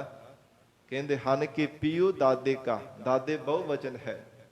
ਕਿ ਗਰੀਬ ਨਵਾਜ ਧੰਨ ਸਤਿਗੁਰੂ ਸ੍ਰੀ ਗੁਰੂ ਰਾਮਦਾਸ ਸਾਹਿਬ ਮਹਾਰਾਜ ਸੱਚੇ ਪਾਤਸ਼ਾਹ ਜੀ ਪਿਤਾ ਸਤਿਗੁਰੂ ਜੀ ਹਨ, ਔਰ ਦਾਦਾ ਸਤਿਗੁਰੂ ਸ੍ਰੀ ਗੁਰੂ ਅਮਰਦਾਸ ਸਾਹਿਬ ਮਹਾਰਾਜ, ਪੜਦਾਦਾ ਸਤਿਗੁਰੂ ਗੁਰੂ ਅੰਗਦ ਦੇਵ ਸਾਹਿਬ ਜੀ ਮਹਾਰਾਜ, ਸ਼ਕਰਦਾਦਾ ਸਤਿਗੁਰੂ ਧੰਨ ਗੁਰੂ ਨਾਨਕ ਦੇਵ ਸਾਹਿਬ ਮਹਾਰਾਜ। ਇਉਂ ਕਹਿੰਦੇ ਹਨ ਕਿ ਪਿਓ ਦਾਦੇ ਪੜਦਾਦਿਆਂ ਦਾ ਜਿਹੜਾ ਗੁਰਬਾਣੀ ਦਾ ਖਜ਼ਾਨਾ ਹੈ, ਉਹ ਅੱਜ ਸਾਨੂੰ ਪ੍ਰਾਪਤ ਹੋਇਆ ਸੀ। ਧੰਨਵਾਨ ਸ਼ਾਹੂਕਾਰ ਵੱਡੇ ਅਸੀਂ ਸੰਸਾਰ ਦੇ ਅੰਦਰ ਧਨਾਢ ਪੁਰਖ ਬਣ ਚੁੱਕੇ ਹਾਂ, ਕਿਉਂਕਿ ਸਤਿਗੁਰੂ ਜੀ ਦੀ ਗੁਰਬਾਣੀ ਦਾ ਜੋ ਸਾਨੂੰ ਖਜ਼ਾਨਾ ਅੱਜ ਪ੍ਰਾਪਤ ਹੋ ਚੁੱਕਾ ਹੈ। ਫਿਰ ਮਹਾਰਾਜ ਸੱਚੇ ਪਾਤਸ਼ਾਹ ਹਜੂਰ ਨੇ ਸਮੁੱਚੀ ਸੰਗਤ ਨੂੰ ਉਪਦੇਸ਼ ਦੇ ਕਰਕੇ ਨਿਹਾਲ ਕੀਤਾ। ਤੇ ਸਾਧ ਸੰਗਤ ਜੀ, ਇਹ ਗੁਰਬਾਣੀ ਦੀਆਂ ਪੋਥੀਆਂ ਸਾਹਿਬ ਲੈ ਕਰਕੇ ਕਿ ਕਿਸ ਥਾਂ ਤੇ ਸਮੁੱਚੀ ਗੁਰਬਾਣੀ ਨੂੰ ਇਕੱਤਰ ਕੀਤਾ ਜਾਵੇ, ਰਾਮਸਰ ਸਾਹਿਬ ਵਾਲਾ ਪਾਵਨ ਅਸਥਾਨ ਚੁਣਿਆ ਗਿਆ। ਮਹਾਰਾਜ ਜੀ ਨੇ ਹੁਕਮ ਕੀਤਾ ਸੀ ਬਾਬਾ ਬੁੱਢਾ ਸਾਹਿਬ ਜੀ ਨੂੰ ਕਿ ਕੋਈ ਇਕਾਂਤ ਵਾਲੀ ਜਗ੍ਹਾ ਭਾਲ ਕਰਕੇ ਆਓ, ਜਿਸ ਥਾਂ ਤੇ ਇਕਾਂਤ ਹੋਵੇ, ਕੋਈ ਸ਼ੋਰ ਸ਼ਰਾਬਾ ਨਾ ਹੁੰਦਾ ਹੋਵੇ। ਤੇ ਇਤਿਹਾਸ ਵਿੱਚ ਜ਼ਿਕਰ ਆਉਂਦਾ ਹੈ, ਬਹੁਤ ਸਾਰੇ ਫਲ ਵਾਲੇ ਤੇ ਸੰਘਣੀ ਛਾਂ ਵਾਲੇ ਉੱਥੇ ਰੁੱਖ ਸਨ ਰਾਮਸਰ ਸਾਹਿਬ ਵਾਲੇ ਪਾਵਨ ਅਸਥਾਨ ਤੇ। ਨੇੜੇ ਇੱਕ ਟੋਭਾ ਸੀ ਜਲ ਦਾ, ਉਸੇ ਨੂੰ ਮਹਾਰਾਜ ਸਾਹਿਬ ਜੀ ਨੇ ਰਾਮਸਰ ਸਾਹਿਬ ਦਾ ਵਰਦਾਨ ਬਖਸ਼ਿਸ਼ ਕੀਤਾ ਸੀ। ਅੰਮ੍ਰਿਤਸਰ ਸਾਹਿਬ ਜੀ ਦੇ ਜਿਹੜੇ 5 ਸਰੋਵਰ ਨੇ ਨਾ, ਅੰਮ੍ਰਿਤਸਰ ਸਾਹਿਬ, ਸੰਤੋਖਸਰ ਸਾਹਿਬ, ਕੌਲਸਰ ਸਾਹਿਬ, ਵਿਵੇਕਸਰ, ਰਾਮਸਰ, ਇਹ 5 ਸਰੋਵਰਾਂ ਦਾ ਬੜਾ ਵੱਡਾ ਮਹਾਤਮ ਮਹਾਰਾਜ ਸਾਹਿਬ ਜੀ ਨੇ ਦਰਸਾਇਆ। ਤੇ ਰਾਮਸਰ ਸਾਹਿਬ ਵਾਲੀ ਪਾਵਨ ਅਸਥਾਨ ਦੀ ਜਗ੍ਹਾ ਚੁਣੀ ਗਈ, ਉੱਥੇ ਤੰਬੂ ਲਗਵਾਇਆ ਗਿਆ। ਫਿਰ ਗਰੀਬ ਨਵਾਜ ਸਤਿਗੁਰੂ ਜੀ ਨੇ ਹੁਕਮ ਕੀਤਾ ਕਿ ਪੋਥੀਆਂ ਸਾਹਿਬ ਉਸ ਅਸਥਾਨ ਤੇ ਲੈ ਕਰਕੇ ਜਾਣਾ ਕਰਨ। ਇਹ ਗਰੀਬ ਨਵਾਜ ਸਤਿਗੁਰੂ ਜੀ ਜਦੋਂ ਉੱਥੇ ਪੋਥੀਆਂ ਸਾਹਿਬ ਲੈ ਕਰਕੇ ਆਏ, ਸਮੁੱਚੀ ਤਿਆਰੀ ਕਰਵਾ ਦਿੱਤੀ ਗਈ। ਭਾਈ ਗੁਰਦਾਸ ਸਾਹਿਬ ਜੀ ਨੂੰ ਮਹਾਰਾਜ ਸਾਹਿਬ ਜੀ ਨੇ ਹੁਕਮ ਕੀਤਾ ਕਿ ਤੁਸੀਂ ਸ੍ਰੀ ਗੁਰੂ ਗ੍ਰੰਥ ਸਾਹਿਬ ਮਹਾਰਾਜ ਜੀ ਦੀ ਗੁਰਬਾਣੀ ਲਿਖਣ ਦੀ ਸੇਵਾ ਕਰਨੀ ਹੈ। ਹੱਥ ਜੋੜ ਕੇ ਬੇਨਤੀ ਕੀਤੀ ਸੀ, ਮਹਾਰਾਜ ਅਸੀਂ ਸੇਵਾ ਕਿਵੇਂ ਨਿਭਾ ਸਕਦੇ? ਮਹਾਰਾਜ, ਹੇ ਗਰੀਬ ਨਵਾਜ, ਆਪ ਜੀ ਕਿਰਪਾ ਕਰੋ ਤਾਂ ਹੀ ਸੇਵਾ ਹੋ ਸਕਦੀ ਹੈ। ਹਜੂਰ ਨੇ ਹੁਕਮ ਕੀਤਾ ਸੀ ਕਿ ਅਗੰਮੀ ਕਲਮ ਚੱਲੇਗੀ। ਸਤਿਗੁਰੂ ਜੀ ਦੀ ਆਗਿਆ ਪਾ ਕਰਕੇ ਫਿਰ ਭਾਈ ਗੁਰਦਾਸ ਸਾਹਿਬ ਜੀ ਨੇ ਗੁਰਬਾਣੀ ਲਿਖਣ ਦੀ ਸੇਵਾ ਕੀਤੀ ਹੈ।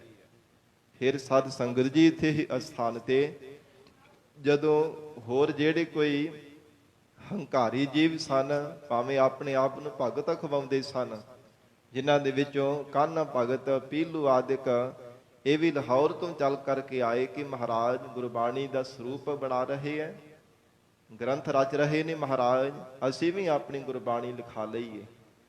ਪਰ ਤਿਨਾਂ ਦੀ ਬਾਣੀ ਦੇ ਅੰਦਰ ਹੰਕਾਰ ਦੇ ਬੋਲ ਹੋਣੇ ਕਰਕੇ, ਹੰਕਾਰ ਦੀ ਬਦਬੂ ਆਉਣੇ ਕਰਕੇ ਮਹਾਰਾਜ ਸੱਚੇ ਪਾਤਸ਼ਾਹ ਜੀ ਨੇ ਦਰਜ ਨਹੀਂ ਸੀ ਕੀਤੀ। ਤੇ ਸਾਧ ਸੰਗਤ ਜਿਹੜੇ ਸ਼੍ਰੋਮਣੀ ਭਗਤ ਹਨ, ਤਿਨਾਂ ਨੇ ਪ੍ਰਗਟ ਹੋ ਕਰਕੇ ਗਰੀਬ ਨਿਵਾਜ ਸਤਿਗੁਰੂ ਜੀ ਦੇ ਸਨਮੁਖ ਹੋ ਕੇ ਗੁਰਬਾਣੀ ਉਚਾਰਨ ਕਰਕੇ ਲਿਖਵਾਵਣਾ ਕੀਤੀ ਹੈ। ਔਰ ਗਰੀਬ ਨਿਵਾਜ ਸਤਿਗੁਰੂ ਜੀ ਦੇ ਸਨਮੁਖ ਜਿਹੜੇ 17 ਭੱਟ ਸਨ, ਤਿਨਾਂ ਨੇ ਮਹਾਰਾਜ ਸਾਹਿਬ ਜੀ ਦੀ ਹਜ਼ੂਰ ਹੋ ਕਰਕੇ ਸਾਧ ਸੰਗਤ ਜੀ ਗੁਰਬਾਣੀ ਲਿਖਾਵਣਾ ਕੀਤੀ ਹੈ। ਧੰਨ ਸਤਿਗੁਰੂ ਸ੍ਰੀ ਗੁਰੂ ਗ੍ਰੰਥ ਸਾਹਿਬ ਮਹਾਰਾਜ ਸਾਹਿਬ ਜੀ ਦੀ ਸਮੁੱਚੇ ਸਰੂਪ ਦੇ ਤਿਆਰ ਹੋਣੀ ਦੀ, ਗੁਰਬਾਣੀ ਦੀ ਇਕੱਤਰਤਾ ਹੋਣੀ ਦੇ ਲਗਭਗ 1 ਸਾਲ ਪੂਰਾ ਲੱਗ ਗਿਆ ਸੀ ਇਹ ਸਮੁੱਚੀ ਗੁਰਬਾਣੀ ਦੀ ਇਕੱਤਰਤਾ ਹੋਣੇ ਦਾ।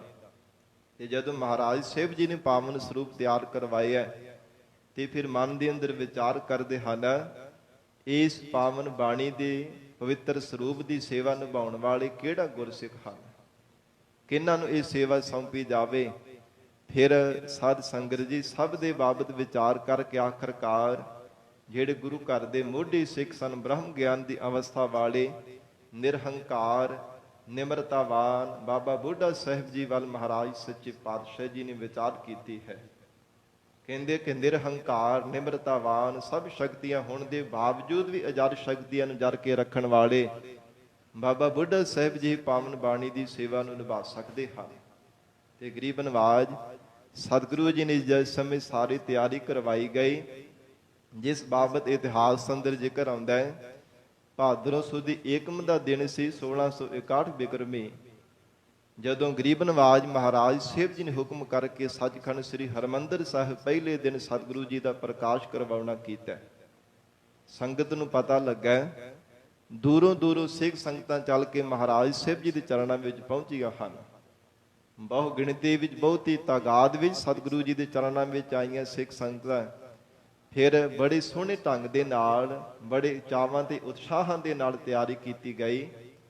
ਰਾਮਸਰ ਸਾਹਿਬ ਵਾਲੇ ਪਾਵਨ ਅਸਥਾਨ ਤੋਂ ਲੈ ਕੇ ਸੱਚਖੰਡ ਸ੍ਰੀ ਹਰਿਮੰਦਰ ਸਾਹਿਬ ਤੱਕ ਸਾਧ ਸੰਗਤ ਜੀ ਸੋਹਣੇ ਗਲੀਚੇ ਵਿਛਾਏ ਗਏ, ਫਿਰ ਫੁੱਲਾਂ ਦੀ ਵਰਖਾ ਕੀਤੀ ਗਈ। ਬੜੇ ਸੋਹਣੇ ਢੰਗ ਦੇ ਨਾਲ ਗੁਰੂ ਕੀ ਬਾਣੀ ਦੀ ਸ਼ਬਦ ਪੜ੍ਹਦੀ ਹੋਈ ਸਿੱਖ ਸੰਗਤਾਂ ਸ੍ਰੀ ਹਰਿਮੰਦਰ ਸਾਹਿਬ ਪਹੁੰਚੇ ਹਨ। ਬਾਬਾ ਬੁੱਢਾ ਸਾਹਿਬ ਜੀ ਨੇ ਪਾਵਨ ਜੋ ਸਰੂਪ ਪੀੜਾ ਸਾਹਿਬ ਸਮੇਤ ਆਪਣੀ ਸੀਸ ਤੇ ਚੱਕਿਆ ਹੋਇਆ, ਧੰਨ ਗੁਰੂ ਅਰਜਨ ਦੇਵ ਸਾਹਿਬ ਮਹਾਰਾਜ ਚੌਰ ਸਾਹਿਬ ਕਰਦੇ ਹੋਏ ਆ ਰਹੇ ਨੇ। ਔਰ ਇਸੇ ਤਰ੍ਹਾਂ ਭਾਈ ਗੁਰਦਾਸ ਸਾਹਿਬ ਜੀ ਨਾਲ ਮਹਾਰਾਜ ਸਾਹਿਬ ਜੀ ਦੇ ਚੱਲ ਰਹੇ ਨੇ। ਹਜੂਰ ਦੇ ਸਾਹਿਬਜ਼ਾਦਾ ਗੁਰੂ ਹਰਗੋਬਿੰਦ ਸਾਹਿਬ ਮਹਾਰਾਜ ਨਾਲ ਨਾਲ ਚੱਲ ਰਹੇ ਨੇ। ਬਹੁ ਗਿਣਤੀ ਵੀ ਸਿੱਖ ਸੰਗਤਾਂ ਬੜੇ ਪਿਆਰ ਅਦਭੁਤ ਨਾਲ ਸ਼ਰਧਾ ਭਾਵਨਾ ਦੇ ਸਹਿਤ ਗੁਰੂ ਸ਼ਬਦ ਪੜ੍ਹਦੇ ਹੋਏ ਜਾ ਰਹੇ ਨੇ। ਜਿਸ ਸਮੇਂ ਸ੍ਰੀ ਹਰਿਮੰਦਰ ਸਾਹਿਬ ਅੰਦਰ ਪਹੁੰਚੇ ਹਨ, ਗਰੀਬ ਨਿਵਾਜ ਮਹਾਰਾਜ ਸੱਚੇ ਪਾਤਸ਼ਾਹ ਨੇ ਬਾਬਾ ਬੁੱਢਾ ਸਾਹਿਬ ਜੀ ਨੇ ਹੁਕਮ ਕੀਤਾ ਕਿ ਹੇ ਬੁੱਢਾ ਜੀ, ਤੁਸੀਂ ਹੁਕਮਨਾਮਾ ਸਾਹਿਬ ਲਵੋ, ਜਿਸ ਕਰਕੇ ਆਉਣ ਵਾਲੇ ਸਮੇਂ ਦੇ ਅੰਦਰ ਇਸੇ ਤਰ੍ਹਾਂ ਗੁਰੂ ਘਰ ਦੀ ਮਰਜ਼ਾਦਾ ਕਾਇਮ ਹੋ ਸਕੇ। ਜੋ ਪਹਿਲੀ ਵਾਰ ਹੁਕਮਨਾਮਾ ਸਾਹਿਬ ਮਹਾਰਾਜ ਸਾਹਿਬ ਜੀ ਦੀ ਆਗਿਆ ਪਾ ਕਰਕੇ ਬਾਬਾ ਬੁੱਢਾ ਸਾਹਿਬ ਜੀ ਨੇ ਲਿਆ, ਜਿਹੜਾ ਪਹਿਲਾ ਹੁਕਮਨਾਮਾ ਸਾਹਿਬ ਆਇਆ ਸੀਗਾ, ਸੋਹੀ ਮਹੱਲਾ ਪੰਜਵਾ, ਸੰਤਾਂ ਕੇ ਕਾਰਜ ਆਪ ਖਲੋਇਆ, ਹਰ ਕੰਮ ਕਰਾਵਣ ਆਇਆ ਰਾਮ, ਧਰਤ ਸੁਹਾਵੀ ਤਾਲ ਸੁਹਾਵਾ, ਵਿੱਚ ਅੰਮ੍ਰਿਤ ਜਲ ਛਾਇਆ ਰਾਮ। ਇਹ ਸਭ ਤੋਂ ਪਹਿਲਾ ਹੁਕਮਨਾਮਾ ਸਾਹਿਬ ਸੱਚਖੰਡ ਸ੍ਰੀ ਹਰਿਮੰਦਰ ਸਾਹਿਬ ਵਿੱਚ ਸ੍ਰੀ ਗੁਰੂ ਗ੍ਰੰਥ ਸਾਹਿਬ ਜੀ ਦੇ ਪ੍ਰਕਾਸ਼ ਕਰਨ ਦੇ ਸਮੇਂ ਆਇਆ ਸੀ। ਔਰ ਉਸ ਸਮੇਂ ਹੁਕਮਨਾਮੇ ਸਾਹਿਬ ਤੋਂ ਬਾਅਦ ਵਿੱਚ ਜਪਜੀ ਸਾਹਿਬ ਗੁਰਬਾਣੀ ਦਾ ਪੜ੍ਹ ਕਰਕੇ ਸੰਗਤ ਦੇ ਵਿੱਚ ਬਾਬਾ ਬੁੱਢਾ ਸਾਹਿਬ ਜੀ ਨੇ ਸੁਣਾਇਆ ਹੈ। ਫਿਰ ਅੰਮ੍ਰਿਤਮਈ ਇੱਕ ਰਸ ਗੁਰਬਾਣੀ ਦਾ ਕੀਰਤਨ ਹੋਇਆ। ਮਹਾਰਾਜ ਸੱਚੇ ਪਾਤਸ਼ਾਹ ਜੀ ਨੇ ਪਾਵਨ ਸ਼ਬਦ ਦੀ ਵਿਚਾਰ ਕਰਕੇ ਸੰਗਤ ਦੇ ਵਿੱਚ ਸਰਵਣ ਕਰਵਾਈ। ਤੇ ਸਾਧ ਸੰਗਤ ਜੀ, ਤਾਂ ਇਸੇ ਕਰਕੇ ਇਹ ਜਿਹੜੀ ਗੁਰੂ ਘਰ ਦੀ ਮਰਜ਼ਾਦਾ ਹੈ ਨਾ, ਪਹਿਲਾਂ ਅੰਮ੍ਰਿਤ ਵੇਲੇ ਸਤਿਗੁਰੂ ਜੀ ਦਾ ਪ੍ਰਕਾਸ਼ ਹੁੰਦਾ, ਗੁਰਬਾਣੀ ਦਾ ਨਿਤਨੇਮ ਕੀਤਾ ਜਾਂਦਾ ਹੈ। ਫਿਰ ਆਸਾ ਕੀ ਵਾਰ ਗੁਰਬਾਣੀ ਦਾ ਕੀਰਤਨ ਹੁੰਦਾ, ਫਿਰ ਗੁਰੂ ਘਰ ਦੇ ਵਿੱਚ ਗੁਰਬਾਣੀ ਦੀ ਕਥਾ, ਗੁਰੂ ਸ਼ਬਦ ਦੀ ਵਿਚਾਰ ਹੁੰਦੀ ਹੈ। ਇਹ ਗੁਰੂ ਘਰ ਦੀ ਪਰੰਪਰਾ ਇਸੇ ਤਰ੍ਹਾਂ ਰਵਾਇਤ ਤੁਰੀ ਆ ਰਹੀ ਹੈ। ਤੇ ਸਾਰਾ ਦਿਨ ਸ਼ਾਮ ਦੇ ਸਮੇਂ ਤੱਕ ਗੁਰਬਾਣੀ ਦਾ ਕੀਰਤਨ ਹੁੰਦਾ ਰਿਹਾ। ਮਹਾਰਾਜ ਸੱਚੇ ਪਾਤਸ਼ਾਹ ਦੀਆਂ ਪਿਆਰੀਆਂ ਸਿੱਖ ਸੰਗਤਾਂ ਅਡੋਲ ਚੌਂਕੜੇ ਲਗਾ ਕਰਕੇ ਗੁਰਬਾਣੀ ਦੇ ਕੀਰਤਨ ਦਾ ਰਸ ਲੈਂਦੀਆਂ ਰਹੀਆਂ। ਮਹਾਰਾਜ ਜੀ ਦੇ ਉਪਦੇਸ਼ ਦੀ ਪ੍ਰਾਪਤੀ ਕਰਕੇ ਕੜਾ ਆਨੰਦ ਪ੍ਰਾਪਤ ਕੀਤਾ। ਤੇ ਸ਼ਾਮ ਦੇ ਸਮੇਂ ਜਦੋਂ ਸੋਦਰ ਰਹਿ ਰਾਜ ਸਾਹਿਬ ਗੁਰਬਾਣੀ ਦਾ ਜਾਪ ਕੀਤਾ, ਫਿਰ ਸਾਧ ਸੰਗਤ ਜੀ ਅੰਮ੍ਰਿਤਮਈ ਗੁਰਬਾਣੀ ਦਾ ਕੀਰਤਨ ਹੋਇਆ। ਜਦੋਂ ਸੁਖ ਆਸਣ ਸਾਹਿਬ ਕਰਨ ਦਾ ਸਮਾਂ ਆਇਆ ਤੇ ਸਿੱਖਾਂ ਨੇ ਹੱਥ ਜੋੜ ਕੇ ਬੇਨਤੀ ਕੀਤੀ, ਮਹਾਰਾਜ ਹੁਣ ਕੀ ਆਪ ਜੀ ਦੀ ਆਗਿਆ ਹੈ। ਇਹ ਗਰੀਬ ਨਵਾਜ ਪਾਵਨ ਸਰੂਪ ਨੂੰ ਕਿਸ ਸਥਾਨ ਤੇ ਬਿਰਾਜਮਾਨ ਕਰਨਾ ਹੈ। ਤੇ ਜੇ ਸਥਾਨ ਤੇ ਕੋਠਾ ਸਾਹਿਬ ਵਾਲੇ ਪਾਵਨ ਅਸਥਾਨ ਤੇ ਸਤਿਗੁਰੂ ਜੀ ਜਿਸ ਪਲੰਘੇ ਤੇ ਬਿਰਾਜਦੇ ਸਨ, ਹਜੂਰ ਨੇ ਹੁਕਮ ਕੀਤਾ ਕਿ ਉਸੇ ਅਸਥਾਨ ਦੇ ਉੱਪਰ ਹੀ ਸ੍ਰੀ ਗੁਰੂ ਗ੍ਰੰਥ ਸਾਹਿਬ ਮਹਾਰਾਜ ਜੀ ਦੇ ਸਰੂਪ ਬਿਰਾਜਮਾਨ ਕੀਤੇ ਜਾਣ।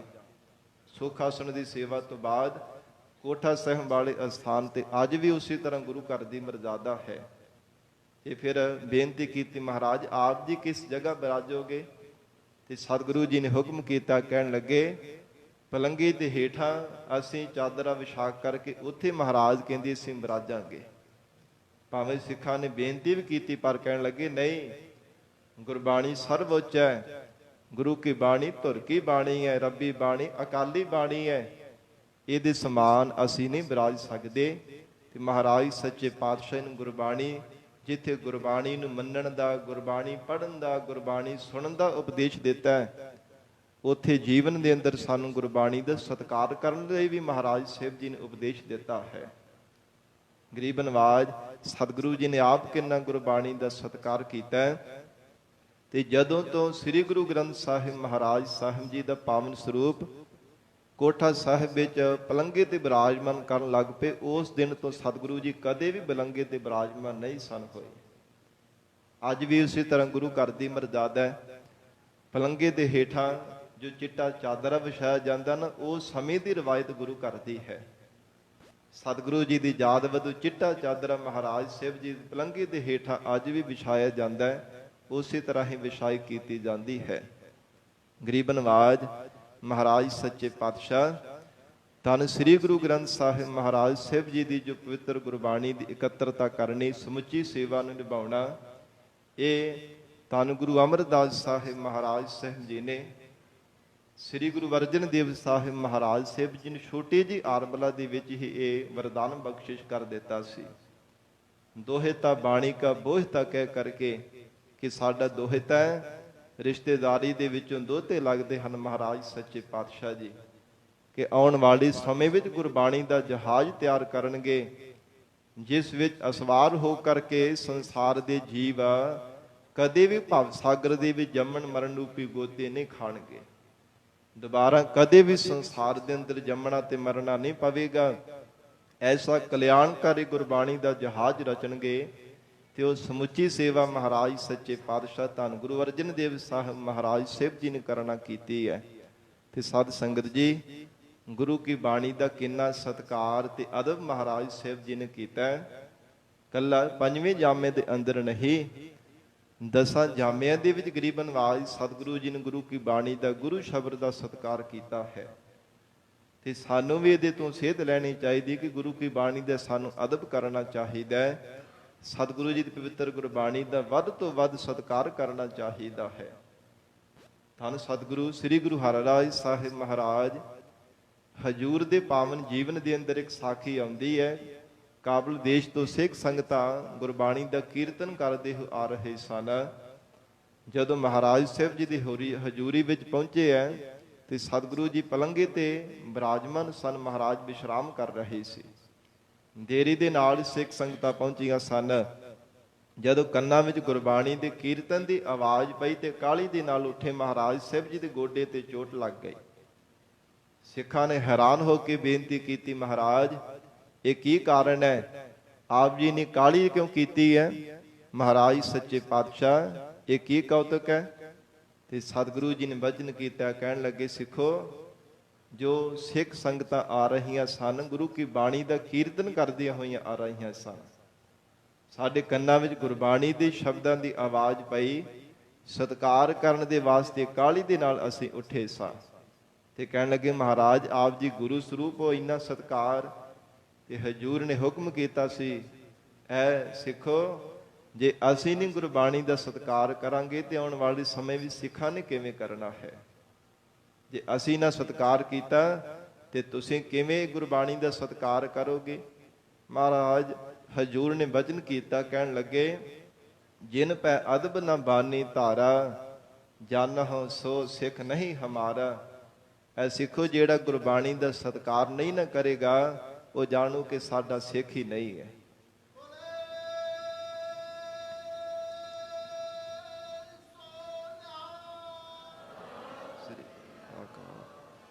ਧੰਨ ਸਤਿਗੁਰੂ ਸ੍ਰੀ ਗੁਰੂ ਹਰਿਰਾਜ ਸਾਹਿਬ ਮਹਾਰਾਜ ਸੱਚੇ ਪਾਤਸ਼ਾਹ ਕਹਿਣ ਲੱਗੇ, ਸਾਡਾ ਸਿੱਖ ਹੀ ਨੇ ਜਿਹੜਾ ਗੁਰੂ ਕੀ ਬਾਣੀ ਦਾ ਸਤਿਕਾਰ, ਜਿਹੜਾ ਅਦਬ ਨਹੀਂ ਕਰਦਾ। ਤੇ ਜੋ ਗੁਰਸਿੱਖ ਕਹਿੰਦੇ, ਜੋ ਸਿੱਖ ਗੁਰਬਾਣੀ ਪੈ ਕਰੈ, ਬਿਨ ਪ੍ਰਯਾਸ ਭਵ ਸਾਗਰ ਤਰੈ।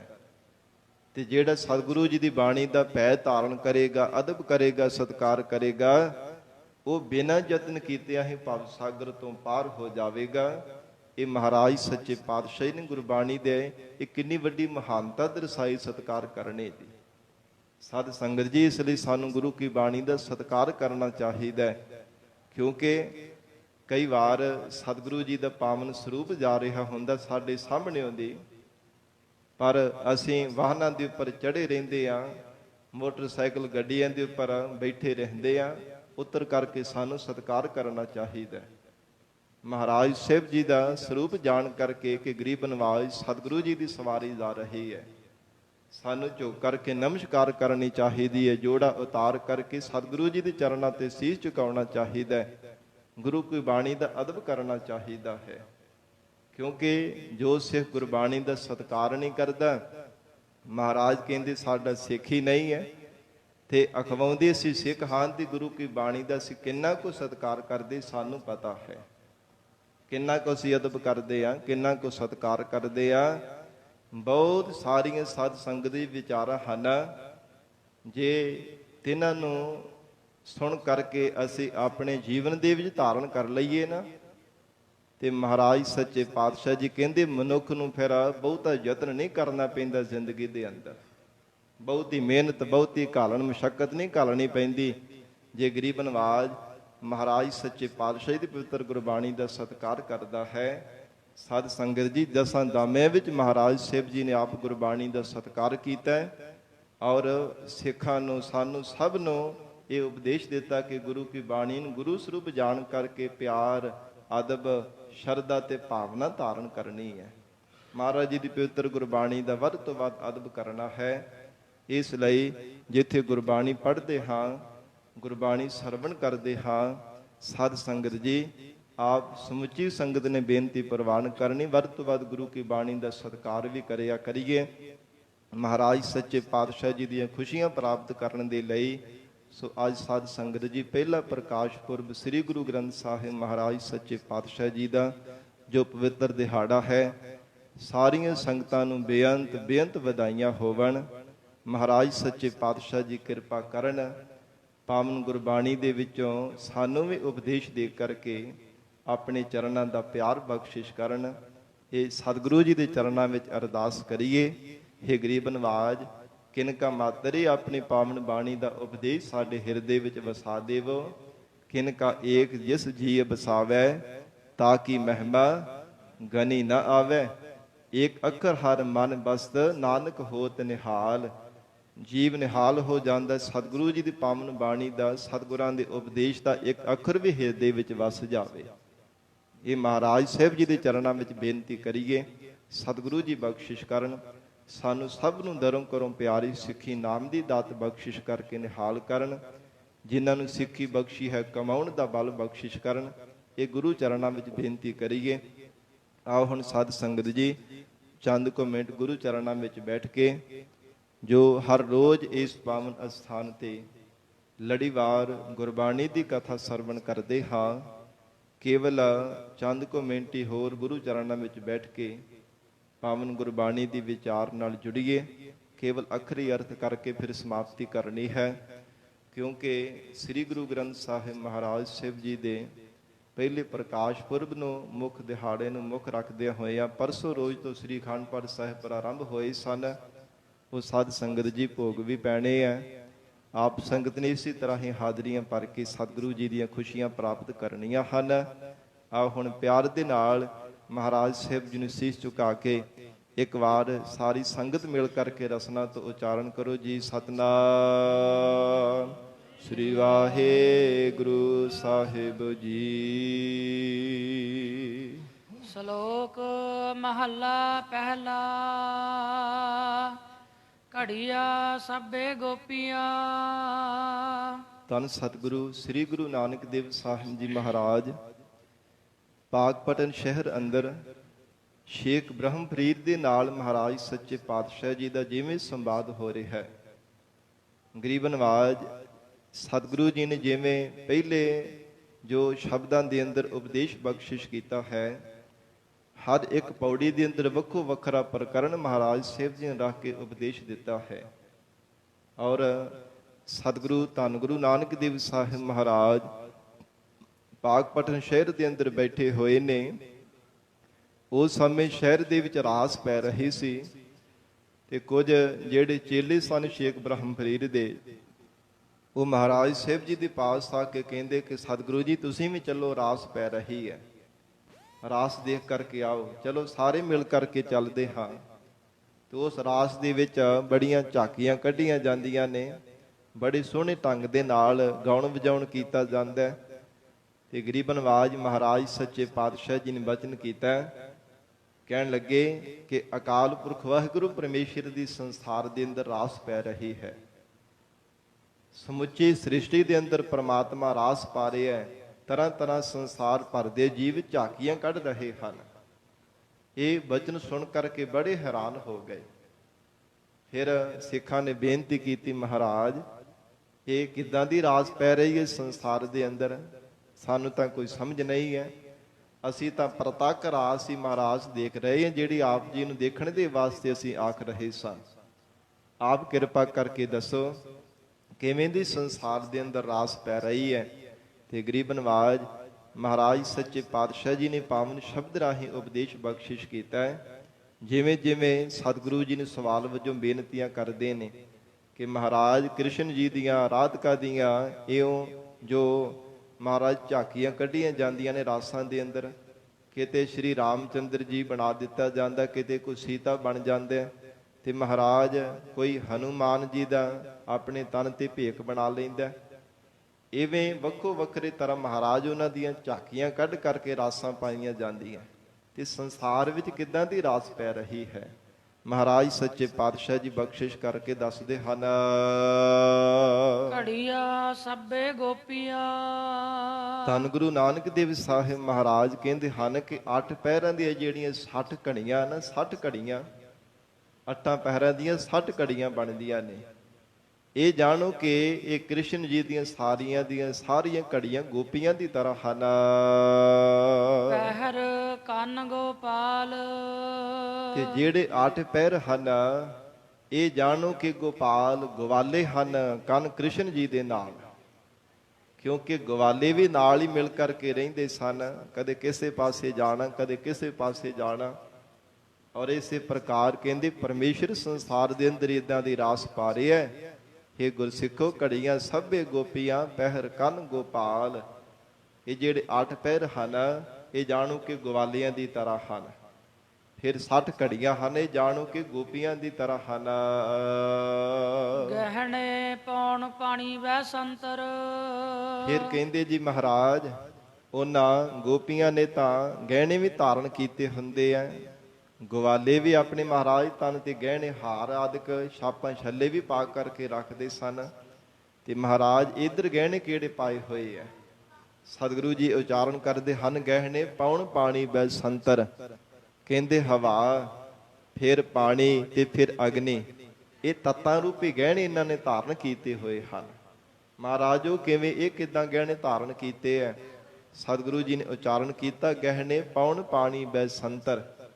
ਜਿਵੇਂ ਸਾਧ ਸੰਗਤ ਜੀ ਜੋ ਪਹਿਲੇ ਸਾਲ ਦੇ 4 ਮਹੀਨੇ ਪਹਿਲੇ ਹੁੰਦੇ ਆ ਨਾ, ਚੇਤ ਵੈਸਾਖ ਇਹ ਸਾਧ ਸੰਗਤ ਜਿਹੜੇ 4 ਮਹੀਨੇ ਚੌਵਾਂ ਨੂੰ ਤਿੰਨਾਂ ਦੇ ਥਾਵਾਂ ਤੇ ਵੰਡ ਕਰਕੇ ਮਹਾਰਾਜ ਸਾਹਿਬ ਜੀ ਨੇ ਉਪਦੇਸ਼ ਦਿੱਤਾ ਹੈ। ਫਿਰ ਇਸੇ ਤਰ੍ਹਾਂ ਜੇਠ ਤੇ ਹਾੜ, ਇਹ 4 ਮਹੀਨੇ ਜਿਹੜੇ ਆ ਮਹਾਰਾਜ ਕਹਿੰਦੇ ਕਿ ਪਾਉਣ ਦੀ ਤਰ੍ਹਾਂ ਹਨ, ਕਿਉਂਕਿ ਗਰਮੀ ਲੱਗੇ ਤੇ ਹਵਾ ਚੱਲੇ ਤੇ ਸੁੱਖ ਮਿਲਦਾ, ਸਕੂਨ ਮਿਲਦਾ ਹੈ। ਔਰ ਇਸ ਪ੍ਰਕਾਰ ਹਵਾ ਜਦੋਂ ਚੱਲਦੀ ਤੇ ਬੜਾ ਸੁੱਖ ਮਿਲਦਾ। ਕਹਿੰਦੇ ਹਨ ਕਿ ਪਾਉਣ ਇਹਨਾਂ 4 ਮਹੀਨਿਆਂ ਰੂਪੇ ਜਿਹੜੇ ਹਵਾ ਦਾ ਗਹਿਣਾ ਇਹਨਾਂ ਨੇ ਧਾਰਨ ਕਰਨਾ ਕੀਤਾ ਹੈ। ਔਰ ਇਸੇ ਪ੍ਰਕਾਰ ਪਾਣੀ, ਫਿਰ ਕਹਿੰਦੇ ਪਾਣੀ ਦਾ ਗਹਿਣਾ ਧਾਰਨ ਕੀਤਾ। ਅਗਲੇ ਜਿਹੜੇ 4 ਮਹੀਨੇ ਆ ਜਿਨ੍ਹਾਂ ਦੇ ਵਿੱਚ ਸਾਧ ਸੰਗਤ ਜੀ ਬੜੀ ਤਪਸ਼ ਪੈਂਦੀ ਹੈ, ਜਦੋਂ ਪਾਣੀ ਦੀ ਵੀ ਕਿੱਲਤ ਹੋ ਜਾਂਦੀ, ਪਾਣੀ ਵੀ ਨਹੀਂ ਕਿਤੇ ਸਾਧ ਸੰਗਤ ਜੀ ਪ੍ਰਾਪਤ ਹੁੰਦਾ। ਮਹਾਰਾਜ ਕਹਿੰਦੇ ਹਨ ਉਹ ਫਿਰ ਪਾਣੀ ਰੂਪ ਗਹਿਣੇ ਧਾਰਨ ਕੀਤੇ ਹੋਏ ਹੈ। ਤੇ ਬੈਸੰਤਰ ਜਦੋਂ ਸਰਦ ਰੁੱਤ ਆਉਂਦੀ ਹੈ ਸਾਧ ਸੰਗਤ ਜੀ, ਜਿਹਦੇ ਵਿੱਚ ਪੋਹ ਮਾਘ ਆਦਿਕ ਜਿਹੜੇ 4 ਅਖੀਰਲੇ ਮਹੀਨੇ ਹੁੰਦੇ ਆ ਸਾਲ ਦੇ, ਇਹਨਾਂ ਦੇ ਵਿੱਚ ਮਹਾਰਾਜ ਕਹਿੰਦੇ ਬੈਸੰਤਰ ਰੂਪੀ ਤੇ ਇਹਨਾਂ ਨੇ ਗਹਿਣੇ ਧਾਰਨ ਕੀਤੇ ਹੋਏ ਹੈ। ਸਰਦੀ ਦੇ ਵਿੱਚ ਸਾਧ ਸੰਗਤ ਜੀ ਜਦੋਂ ਅੱਗ ਦੇ ਨੇੜੇ ਜਾਈਏ ਤੇ ਸੁੱਖ ਮਿਲਦਾ। ਇਸੇ ਤਰ੍ਹਾਂ ਕਹਿੰਦੇ ਹਨ ਕਿ ਬੜਾ ਸੁੱਖ ਪ੍ਰਤੀਤ ਹੁੰਦਾ ਹੈ ਮਨ ਨੂੰ, ਜਿਵੇਂ ਕੋਈ ਗਹਿਣੇ ਤਨ ਤੇ ਧਾਰਨ ਕਰਦਾ ਹੈ। ਕਹਿੰਦੇ ਹਨ ਕਿ ਇਹਨਾਂ ਇਹ 3 ਤਰ੍ਹਾਂ ਕਰਕੇ 4 ਮਹੀਨੇ 3 ਥਾਵਾਂ ਤੇ ਰੱਖ ਕੇ ਜਾਣੋ ਕਿ ਇਹਨਾਂ ਨੇ ਕਿਸੇ ਨੇ ਪਾਉਣ, ਕਿਸੇ ਨੇ ਪਾਣੀ ਔਰ ਬੈਸੰਤਰ ਰੂਪੀ ਇਹ ਗਹਿਣਿਆਂ ਨੂੰ ਧਾਰਨ ਕੀਤਾ ਹੋਇਆ ਹੈ। ਚੰਦ ਸੂਰਜ ਅਵਤਾਰ, ਤੇ ਮਹਾਰਾਜ ਸੱਚੇ ਪਾਤਸ਼ਾਹ ਕਹਿੰਦੇ ਚੰਦਰਮਾ ਤੇ ਸੂਰਜ ਜਾਣੋ ਕਿ 2 ਅਵਤਾਰ ਹਨ। ਜਾਂ ਇਉਂ ਕਹਿ ਲਓ ਕਿ ਚੰਦਰਮਾ ਦੀ ਤਰ੍ਹਾਂ ਜਿਹੜਾ ਜੋ ਅਕਾਲ ਪੁਰਖ ਪਰਮੇਸ਼ਰ ਨੇ ਸੰਸਾਰ ਦੇ ਅੰਦਰ ਰਾਮਚੰਦਰ ਜੀ ਨੂੰ ਪੈਦਾ ਕੀਤਾ, ਸੂਰਜ ਦੀ ਤਰ੍ਹਾਂ ਕ੍ਰਿਸ਼ਨ ਜੀ ਨੂੰ ਪੈਦਾ ਕੀਤਾ। ਮਹਾਰਾਜ ਕਹਿੰਦੇ ਜਾਣੋ ਕਿ 2 ਅਵਤਾਰ ਸੰਸਾਰ ਦੇ ਅੰਦਰ ਆਏ ਜਿਨ੍ਹਾਂ ਦੀਆਂ ਝਾਕੀਆਂ ਕੱਢਦੇ ਪਏ ਹਨ। ਔਰ ਇਸੇ ਪ੍ਰਕਾਰ ਬਲਭੱਦਰ ਚੰਦਰਮਾ ਦੀ ਤਰ੍ਹਾਂ ਤੇ ਕ੍ਰਿਸ਼ਨ ਦੀ ਜਾਣੋ ਕਿ ਸੂਰਜ ਦੀ ਤਰ੍ਹਾਂ। ਮਹਾਰਾਜ ਕਹਿੰਦੇ ਗੁਰਸਿੱਖੋ ਇਹੋ ਸੰਸਾਰ ਅੰਦਰ 2 ਪ੍ਰਗਟ ਹੋਏ ਸਨ ਜਿਨ੍ਹਾਂ ਦੀਆਂ ਇਹ ਝਾਕੀਆਂ ਕੱਢਦੇ ਪਏ ਹਨ। ਸਗਲੀ ਧਰਤੀ ਮਾਲ ਧਨ, ਧੰਨ ਗੁਰੂ ਨਾਨਕ ਦੇਵ ਸਾਹਿਬ ਮਹਾਰਾਜ ਕਹਿੰਦੇ ਕਿ ਸਾਰੀ ਜਿਹੜੀ ਧਰਤੀ ਹੈ ਨਾ, ਜਿੱਥੇ ਬਹੁਤ ਸਾਰਾ ਧਨ ਹੈ, ਮਾਲ, ਹਾਥੀ, ਘੋੜੇ ਇਤਿਆਦਿਕ, ਇਹ ਜਿੰਨੇ ਵੀ ਪਸ਼ੂ ਹਨ, ਇਹ ਜਿਹੜੇ ਹਾਥੀ ਘੋੜੇ ਆਦਿਕ ਹਨ। ਬਰਤਨ ਸਰਬ ਜੰਜਾਲ, ਇਹਨਾਂ ਦੇ ਵਿੱਚ ਹਰ ਸਮੇਂ ਇਹਨਾਂ ਨੂੰ ਵਰਤਦੇ ਹੋਏ ਮਨ ਨੂੰ ਪ੍ਰਚਾਰ ਕਰਕੇ ਰੱਖਣਾ। ਇਹ ਜਾਣੋ ਕਿ ਸਾਰਾ ਜੰਜਾਲ ਹੈ, ਸਾਰੀ ਸ੍ਰਿਸ਼ਟੀ ਇਹ ਜੰਜਾਲ ਦਾ ਘਰ ਹੈ, ਜਿਨ੍ਹਾਂ ਦੇ ਵਿੱਚ ਮਨ ਪਰਚਨੇ ਕਰਕੇ ਪਰਮਾਤਮਾ ਕਦੇ ਚੇਤੇ ਨਹੀਂ ਆਉਂਦਾ। ਤਾਂ ਹੀ ਧੰਨ ਗੁਰੂ ਅਮਰਦਾਸ ਸਾਹਿਬ ਸੱਚੇ ਪਾਤਸ਼ਾਹ ਜੀ ਨੇ ਉਚਾਰਨ ਕੀਤਾ ਹੈ, ਇਹ ਮਾਇਆ ਜਿਤ ਹਰ ਵਿਸਰੈ, ਮੋਹ ਉਪਜੈ ਭਾਉ ਦੂਜਾ ਲਾਇਆ। ਸਤਿਗੁਰੂ ਜੀ ਕਹਿੰਦੇ ਹਨ ਕਿ ਉਹ ਜਾਣੋ ਮਾਇਆ ਦਾ ਸਰੂਪ ਹੈ, ਜਿਸ ਵਿੱਚ ਮਨ ਪਰਚਨੇ ਕਰਕੇ ਪ੍ਰਮਾਤਮਾ ਦੀ ਯਾਦ ਭੁੱਲ ਜਾਂਦੀ ਹੈ। ਉਹ ਭਾਵੇਂ ਜੜ ਮਾਇਆ ਤੇ ਭਾਵੇਂ ਚੇਤਨ ਮਾਇਆ, ਭਾਵੇਂ ਧੀਆਂ ਪੁੱਤਰ ਹਨ, ਭਾਵੇਂ ਹਾਥੀ ਘੋੜੇ ਹਨ, ਭਾਵੇਂ ਧਨ ਪਦਾਰਥ ਹੈ, ਜਿਸ ਵਿੱਚ ਵੀ ਮਨ ਪਰਚਨੇ ਕਰਕੇ ਪ੍ਰਮਾਤਮਾ ਵਿਸਰ ਜਾਂਦਾ, ਉਹ ਜਾਣੋ ਕਿ ਮਾਇਆ ਦਾ ਹੀ ਰੂਪ ਹੈ। ਇਸ ਕਰਕੇ ਹਜੂਰ ਨੇ ਉਚਾਰਨ ਕੀਤਾ ਹੈ, ਵਰਤਨ ਸਰਬ ਜੰਜਾਲ। हे ਗੁਰਸਿੱਖੋ, ਸਾਰੇ ਸੰਸਾਰ ਭਰ ਦੇ ਜੀਵ ਇਹਨਾਂ ਜੰਜਾਲਾਂ ਦੇ ਵਿੱਚ ਹੀ ਵਰਤ ਰਹੇ ਹਨ। ਚਿੱਤ ਬਿਰਤੀ ਕਰਕੇ ਸੰਸਾਰ ਦੇ ਜੰਜਾਲਾਂ ਦੇ ਵਿੱਚ ਹੀ ਜਕੜੇ ਹੋਏ ਆ, ਕਦੇ ਵੀ ਪਰਮੇਸ਼ਰ ਨੂੰ ਚੇਤੇ ਨਹੀਂ ਕਰਦੇ। ਸੰਸਾਰ ਦੇ ਕਦੇ ਸਰੀਰਾਂ ਦਾ ਮੋਹ ਰੂਪੀ ਜੰਜਾਲ ਬਣਿਆ ਰਹਿੰਦਾ, ਕਦੇ ਪਦਾਰਥਾਂ ਦੀ ਮੇਰ ਤੇਰ ਦਾ ਮਮਤਾ ਦਾ ਜੰਜਾਲ ਜੀਵਾਂ ਨੂੰ ਜਕੜ ਕੇ ਰੱਖਦਾ ਹੈ, ਕਦੇ ਵੀ ਆਜ਼ਾਦ ਨਹੀਂ ਹੋਣ ਦਿੰਦਾ। ਮਹਾਰਾਜ ਕਹਿੰਦੇ ਸੰਸਾਰ ਦੇ ਜਿਹੜੇ ਬੰਧਨ ਪਏ ਹੋਏ ਆ ਨਾ ਜੀਵਾਂ ਦੇ ਉੱਪਰ, ਇਹ ਜਾਣੋ ਕਿ ਬੜਾ ਵੱਡਾ ਜੰਜਾਲ ਹੈ, ਜਿਨ੍ਹਾਂ ਵਿੱਚ ਜੁੜਨੇ ਕਰਕੇ ਕਦੇ ਪਰਮੇਸ਼ਰ ਚੇਤੇ ਨਹੀਂ ਆਉਂਦਾ। ਨਾਨਕ ਮੁਸੈ ਗਿਆਨ ਬਿਹੂਣੀ, ਧੰਨ ਗੁਰੂ ਨਾਨਕ ਦੇਵ ਸਾਹਿਬ ਸੱਚੇ ਪਾਤਸ਼ਾਹ ਕਹਿੰਦੇ ਹੈ, ਸ਼ੇਖ ਬ੍ਰਹਮ ਫਰੀਦ, ਪੂਰੇ ਸਤਿਗੁਰਾਂ ਦੇ ਗਿਆਨ ਵਜੋਂ ਇਹ ਸਾਰੀ ਸ੍ਰਿਸ਼ਟੀ ਲੁੱਟੀ ਜਾ ਰਹੀ ਹੈ। ਨਾਨਕ ਮੁਸੈ ਗਿਆਨ ਵਿਹੂਣੀ, ਸ੍ਰਿਸ਼ਟੀ ਜਿਹੜੀ ਹੈ ਨਾ, ਇਹ ਸੰਸਾਰ ਭਰ ਦੇ ਜੀਵ ਜੰਤੂ ਹਨ, ਇਹ ਜਾਣੋ ਕਿ ਸੱਚੇ ਗਿਆਨ ਤੋਂ ਬਿਨਾਂ ਇਹ ਲੁੱਟੇ ਜਾ ਰਹੇ ਹੈ। ਸਾਰੇ ਜੀਵ ਲੁੱਟੇ ਜਾ ਰਹੇ ਹਨ, ਵਿਕਾਰਾਂ ਨੂੰ ਵੀ ਲੁਟੇਰੇ ਲੁੱਟ ਰਹੇ ਹੈ। ਫਿਰ ਵਿਸ਼ਿਆਂ ਰੂਪੀ ਚੋਰ ਸੰਨ ਲਾ ਕਰਕੇ ਜੀਵ ਦੇ ਅੰਦਰੋਂ ਸ਼ੁਭ ਗੁਣਾਂ ਰੂਪੀ ਪਦਾਰਥ ਚੁਰਾਈ ਜਾ ਰਹੇ ਹਨ। ਪਰ ਇਹ ਜੀਵ ਨੂੰ ਪਤਾ ਨਹੀਂ ਚੱਲਦਾ। ਮਹਾਰਾਜ ਜੀ ਦਾ ਬਚਨ ਹੈ, ਇਸ ਦੇਹੀ ਅੰਦਰ ਪੰਚ ਚੋਰ ਵਸਹਿ, ਕਾਮ ਕ੍ਰੋਧ ਲੋਭ ਮੋਹ ਅਹੰਕਾਰਾ, ਅੰਮ੍ਰਿਤ ਲੁਟਹਿ ਮਨ ਮੁਖ ਨਹੀਂ ਬੂਝੇ, ਕੋਈ ਨਾ ਸੁਣੈ ਪੁਕਾਰਾ। ਮਨਮੁਖ ਬੰਦੇ ਨੂੰ ਨਹੀਂ ਪਤਾ ਚੱਲਦਾ, ਜੋ ਗਿਆਨ ਤੋਂ ਹੀਣਾ ਹੈ, ਅਗਿਆਨੀ ਹੈ। ਮਹਾਰਾਜ ਕਹਿੰਦੇ ਅਗਿਆਨਤਾ ਕਰਕੇ ਇਹ ਸ੍ਰਿਸ਼ਟੀ ਦੇ ਸਾਰੇ ਜੀਵ ਵੀ ਲੁੱਟੇ ਜਾ ਰਹੇ ਹਨ। ਪਰ ਜਿਨ੍ਹਾਂ ਨੇ ਸਤਿਗੁਰੂ ਜੀ ਤੋਂ ਗਿਆਨ ਪ੍ਰਾਪਤ ਕੀਤਾ ਹੈ, ਉਹਨਾਂ ਗੁਰਮੁਖਾਂ ਨੇ ਆਪਣੇ ਮਨ ਤੇ ਕਰੜਾ ਪਹਿਰਾ ਦਿੱਤਾ ਹੈ। ਉਹ ਸੁਚੇਤ ਹੋ ਕਰਕੇ ਜੀਵਨ ਨਿਰਵਾਹ ਕਰਦੇ ਹੈ।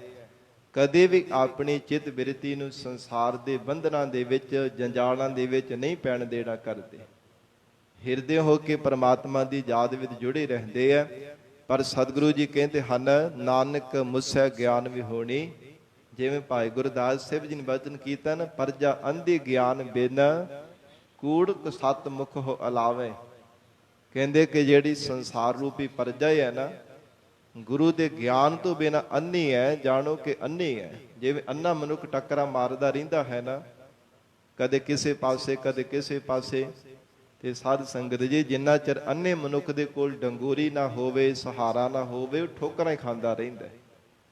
ਉਹਨੂੰ ਪਤਾ ਹੀ ਨਹੀਂ ਚੱਲਦਾ ਮੈਂ ਕਿੱਦਾਂ ਕਿਸ ਪਾਸੇ ਜਾਣਾ। ਮਹਾਰਾਜ ਕਹਿੰਦੇ ਗਿਆਨ ਤੋਂ ਹੀਣੇ ਹੋਣ ਕਰਕੇ ਸੰਸਾਰ ਦੇ ਜੀਵ ਅੰਨੇ ਹਨ। ਜਦੋਂ ਤੱਕ ਸਤਿਗੁਰੂ ਜੀ ਦੀ ਸਿੱਖਿਆ ਰੂਪੀ ਡੰਗੋਰੀ ਨਹੀਂ ਪ੍ਰਾਪਤ ਹੁੰਦੀ, ਮਹਾਰਾਜ ਸਾਹਿਬ ਜੀ ਦੇ ਸ਼ਬਦ ਦਾ ਆਸਰਾ ਨਹੀਂ ਪ੍ਰਾਪਤ ਹੁੰਦਾ, ਉਦੋਂ ਤੱਕ ਕਦੇ ਜੀਵਨ ਜੁਗਤੀ ਦੀ ਦਾਤ ਨਹੀਂ ਜੀਵ ਨੂੰ ਪ੍ਰਾਪਤ ਹੁੰਦੀ। ਕਿਹੜੇ ਢੰਗ ਦੇ ਨਾਲ ਮੈਂ ਜੀਵਨ ਨਿਰਵਾਹ ਕਰਨਾ, ਕਿਸ ਢੰਗ ਦੇ ਨਾਲ ਮੈਂ ਪਰਮਾਰਥ ਦੇ ਰਸਤੇ ਤੇ ਚੱਲ ਕੇ ਲੋਕ ਪਰਲੋਕ ਸੁਹੇਲਾ ਬਣਾਉਣਾ ਹੈ। ਜਦੋਂ ਮਹਾਰਾਜ ਸੱਚੇ ਪਾਤਸ਼ਾਹ ਸਤਿਗੁਰੂ ਜੀ ਦਾ ਉਪਦੇਸ਼ ਪ੍ਰਾਪਤ ਹੁੰਦਾ ਹੈ, ਫਿਰ ਆਪ ਮੁਹਾਰੇ ਹੋ ਕਰਕੇ ਬੇਨਤੀ ਕਰਦਾ, ਮਹਾਰਾਜ ਮੈਂ ਅੰਧਲੇ ਕੀ ਟੇਕ, ਤੇਰਾ ਨਾਮ ਹੈ ਆਧਾਰਾ। ਹੇ ਗਰੀਬ ਨਵਾਜ, ਤੁਹਾਡਾ ਨਾਮ ਹੀ ਮੇਰੇ ਵਾਸਤੇ ਆਸਰਾ ਹੈ। ਮਹਾਰਾਜ ਮੈਂ ਗਰੀਬੜਾ ਹਾਂ, ਮਸਕੀਨ ਹਾਂ, ਤੁਹਾਡੇ ਨਾਮ ਰੂਪੀ ਡੰਗੋਰੀ ਕਰਕੇ ਮਹਾਰਾਜ ਮੈਂ ਪਰਮਾਰਥ ਦੇ ਰਸਤੇ ਤੇ ਚੱਲ ਸਕਦਾ। ਜਿਨ੍ਹਾਂ ਨੇ ਸਤਿਗੁਰੂ ਜੀ ਤੋਂ ਗਿਆਨ ਦੀ ਪ੍ਰਾਪਤੀ ਕੀਤੀ ਹੈ, ਮਹਾਰਾਜ ਕਹਿੰਦੇ ਉਹੋ ਹੀ ਪ੍ਰੇਮਾ ਭਗਤੀ ਦੇ ਮਾਰਗ ਤੇ ਚੱਲੇ ਹਨ। ਨਹੀਂ ਤਾਂ ਨਾਨਕ ਮੁਸੈ ਗਿਆਨ ਵਿਹੋਣੀ। ਇਹ ਸ੍ਰਿਸ਼ਟੀ ਦੇ ਸਾਰੇ ਜੀਵ ਵੀ ਮਹਾਰਾਜ ਕਹਿੰਦੇ ਗਿਆਨ ਤੋਂ ਹੀਣੇ ਹੋਣ ਕਰਕੇ ਲੁੱਟੇ ਜਾ ਰਹੇ ਹਨ। ਖਾਏ ਗਿਆ ਜਮ ਕਾਲ। ਇਹ ਫਿਰ ਜਮ ਦਾ ਕਾਲ ਕਰਨ ਵਾਲੇ ਧਰਮ ਰਾਜੇ ਦੇ ਜਿਹੜੇ ਜਮ ਹੈ ਨਾ, ਕਾਲ ਕਰਨ ਵਾਲੇ, ਉਹਨਾਂ ਦਾ ਖਾਜਾ ਬਣ ਰਹੇ ਹਨ। ਕਾਲ ਖਾਈ ਜਾ ਰਿਹਾ ਇਸ ਸੰਸਾਰ ਦੇ ਜੀਵਾਂ ਨੂੰ, ਅਗਿਆਨੀ ਜੀਵਾਂ ਨੂੰ, ਬੇਸਮਝ ਜੀਵਾਂ ਨੂੰ। ਮਹਾਰਾਜ ਕਹਿੰਦੇ ਕਿ ਕਾਲ ਖਾਈ ਜਾ ਰਿਹਾ, ਕਿਉਂਕਿ ਧੰਨ ਗੁਰੂ ਗੋਬਿੰਦ ਸਿੰਘ ਸਾਹਿਬ ਸੱਚੇ ਪਾਤਸ਼ਾਹ ਜੀ ਨੇ ਉਚਾਰਨ ਕੀਤਾ ਹੈ, ਜਲ ਕਹਾ ਥਲ ਕਹਾ ਗਾਉਨ ਕੇ ਗਗਨ ਕਹਾ ਆਕਾਸ਼, ਕਾਲ ਕੇ ਬਨਾਹੇ ਸਭ ਕਾਲ ਹੀ ਚਬਾਹੇਗੇ। ਕਹਿੰਦੇ ਕਿ ਕਾਲ ਸਭ ਨੂੰ ਚੱਬ ਜਾਣ ਵਾਲਾ, ਪਰ ਕੇਵਲ ਉਹ ਗੁਰਮੁਖ ਪਿਆਰੇ ਹਨ ਜਿਨ੍ਹਾਂ ਨੇ ਅਕਾਲ ਸਰੂਪ ਹੋ ਜਾਣਾ ਕੀਤਾ, ਉਹ ਕਾਲ ਦੀ ਲਪੇਟ ਤੋਂ ਬਚ ਗਏ ਹਨ। ਹਰ ਕੇ ਸੇਵਕ ਜੋ ਹਰ ਭਾਏ, ਤਿਨ ਕੀ ਕਥਾ ਨਿਰਾਰੀ ਰੇ, ਆਵਹਿ ਨਾ ਜਾਹੇ ਨਾ ਕਬਹੂ ਮਰਤੇ, ਪਾਰ ਬ੍ਰਹਮ ਸੰਗਾਰੀ ਰੇ। ਪਰਮੇਸ਼ਰ ਉਹਨਾਂ ਦਾ ਸੰਗੀ ਸਾਥੀ ਬਣਿਆ ਹੈ, ਜਿਨ੍ਹਾਂ ਨੇ ਸਤਿਗੁਰੂ ਜੀ ਦੇ ਪਾਵਨ ਉਪਦੇਸ਼ ਦੁਆਰਾ ਗਿਆਨ ਦੀ ਪ੍ਰਾਪਤੀ ਕਰ ਲਈ ਹੈ, ਜਿਨ੍ਹਾਂ ਨੇ ਜੀਵਨ ਜੁਗਤੀ ਦੀ ਦਾਤ ਸਤਿਗੁਰੂ ਜੀ ਦੇ ਉਪਦੇਸ਼ ਦੁਆਰਾ ਪ੍ਰਾਪਤ ਕਰ ਲਈ ਹੈ। ਮਹਾਰਾਜ ਕਹਿੰਦੇ ਤਿਨਾਂ ਨੇ ਅਕਾਲ ਸਰੂਪ ਪਰਮੇਸ਼ਰ ਦਾ ਸਰੂਪ ਹੀ ਹੋ ਕਰਕੇ ਲੋਕ ਪਰਲੋਕ ਸੁਹੇਲਾ ਬਣਾਇਆ। ਪਰ ਬਾਕੀ ਸੰਸਾਰ ਦੇ ਜਿਹੜੇ ਅਗਿਆਨੀ ਜੀਵ ਹਨ, ਤਿਨਾਂ ਨੇ ਸਾਧ ਸੰਗਤ ਜੀ ਕਾਲ ਦਾ ਹੀ ਖਾਜਾ ਬਣਨਾ ਕੀਤਾ। ਖਾਏ ਗਿਆ ਜਮ ਕਾਲ। ਮਹਾਰਾਜ ਕਹਿੰਦੇ ਪਹਿਲਾਂ ਵੀ ਖਾ ਗਿਆ ਸੀ ਤੇ ਆਉਣ ਵਾਲੇ ਸਮੇਂ ਵਿੱਚ ਵੀ ਖਾ ਜਾਵੇਗਾ, ਜਿਨ੍ਹਾਂ ਨੇ ਸਤਿਗੁਰੂ ਜੀ ਦਾ ਗਿਆਨ ਨਹੀਂ ਪ੍ਰਾਪਤ ਕੀਤਾ। ਗਰੀਬ ਨਵਾਜ ਮਹਾਰਾਜ ਸੱਚੇ ਪਾਤਸ਼ਾਹ ਜੀ ਦੇ ਚਰਨਾਂ ਦਾ ਪਿਆਰ ਮਹਾਰਾਜ ਸਾਹਿਬ ਜੀ ਦੇ ਉਪਦੇਸ਼ ਦੁਆਰਾ ਹੀ ਪ੍ਰਾਪਤ ਹੁੰਦਾ ਹੈ। ਇਸ ਕਰਕੇ ਸਤਿਗੁਰੂ ਜੀ ਦੇ ਉਪਦੇਸ਼ ਨੂੰ ਹਿਰਦੇ ਵਿੱਚ ਧਾਰਨ ਕਰੀਏ। ਮਹਾਰਾਜ ਸਾਹਿਬ ਜੀ ਦੇ ਵਚਨਾਂ ਨੂੰ ਜੋ ਸਤਿਗੁਰਾਂ ਨੇ ਸਾਨੂੰ ਉਪਦੇਸ਼ ਬਖਸ਼ਿਸ਼ ਕੀਤਾ ਹੈ, ਹਜੂਰ ਦੇ ਚਰਨਾਂ ਵਿੱਚ ਬੇਨਤੀ ਕਰੀਏ, ਮਹਾਰਾਜ ਆਪਣਾ ਉਪਦੇਸ਼ ਸਾਡੇ ਹਿਰਦੇ ਵਿੱਚ ਵਸਾ ਦੇਵੋ। ਇਹ ਲੋਕ ਸੁਖੀਏ ਪਰਲੋਕ ਸੁਹੇਲੀ ਦੀ ਦਾਤ ਮਹਾਰਾਜ ਅਸੀਂ ਪ੍ਰਾਪਤ ਕਰ ਸਕੀਏ। ਸੋ ਸਾਧ ਸੰਗਤ ਜੀ, ਅੱਜ ਇੱਥੇ ਹੀ ਇਹ ਪਾਵਨ ਵਿਚਾਰ ਦੀ ਸਮਾਪਤੀ ਹੈ। ਕੱਲ ਦੇ ਦੀਵਾਨਾਂ ਵਿੱਚ ਜੋ ਰਹਿੰਦੇ ਸ਼ਬਦ ਦੇ ਵਿਚਾਰ ਫਿਰ ਸਰਵਣ ਕਰਾਂਗੇ, ਜਿਵੇਂ ਸਤਿਗੁਰੂ ਜੀ ਕਿਰਪਾ ਕਰਕੇ ਸਮਤ ਬਖਸ਼ਿਸ਼ ਕਰਨਗੇ। ਜੋ ਇਸ ਜੋ ਸ਼ਲੋਕ ਮਹੱਲੇ ਦੇ ਅੰਦਰ ਮਹਾਰਾਜ ਸਾਹਿਬ ਜੀ ਨੇ ਅੰਤਰੀ ਭਾਵ ਦੇ ਵਿੱਚ ਵੀ ਉਪਦੇਸ਼ ਬਖਸ਼ਿਸ਼ ਕੀਤਾ ਹੈ। ਸਤਿਗੁਰੂ ਜੀ ਜਿਵੇਂ ਕਿਰਪਾ ਕਰਕੇ ਅਰਥ ਕਰਵਾਉਣਗੇ, ਕੱਲ ਦੇ ਦੀਵਾਨਾਂ ਵੀ ਸਰਵਣ ਕਰਕੇ ਲਾਹੇ ਪ੍ਰਾਪਤ ਕਰਨੇ ਜੀ। ਗੁਰੂ ਸ਼ਬਦ ਦੇ ਵਿਚਾਰ ਕਰਦਿਆਂ ਤੋਂ, ਪਾਵਨ ਇਤਿਹਾਸ ਸਰਵਣ ਕਰਵਾਉਂਦਿਆਂ ਤੋਂ ਇੱਕ ਨਹੀਂ ਬੇਨਤੀ ਪ੍ਰਕਾਰ ਦੀਆਂ ਭੁੱਲਾਂ ਹੋ ਗਈਆਂ ਹੋਣਗੀਆਂ, ਅਣਜਾਣ ਬੱਚੇ ਸਮਝ ਕਰਕੇ ਮੁਆਫ ਕਰਨਾ ਜੀ। ਅਗਾਹ ਵਾਸਤੇ ਅਸੀਸ ਪਿਆਰ ਬਖਸ਼ਿਸ਼ ਕਰਨਾ। ਦੇਹੋ ਸੱਜਣ ਅਸੀਸੜੀਆ, ਜਿਉ ਹੋਵੈ ਸਾਹਿਬ ਸਿਓ ਮੇਲ। ਸਗਲੀ ਧਰਤੀ ਮਾਲ ਧਨ, ਬਰਤਨ ਸਰਬ ਜੰਜਾਲ। ਨਾਨਕ ਮੁਸੈ ਗਿਆਨ ਬਿਹੂਣੀ, ਖਾਏ ਗਿਆ ਜਮ ਕਾਲ। ਵਾਹਿਗੁਰੂ ਜੀ ਕਾ ਖਾਲਸਾ, ਵਾਹਿਗੁਰੂ ਜੀ ਕੀ ਫਤਿਹ।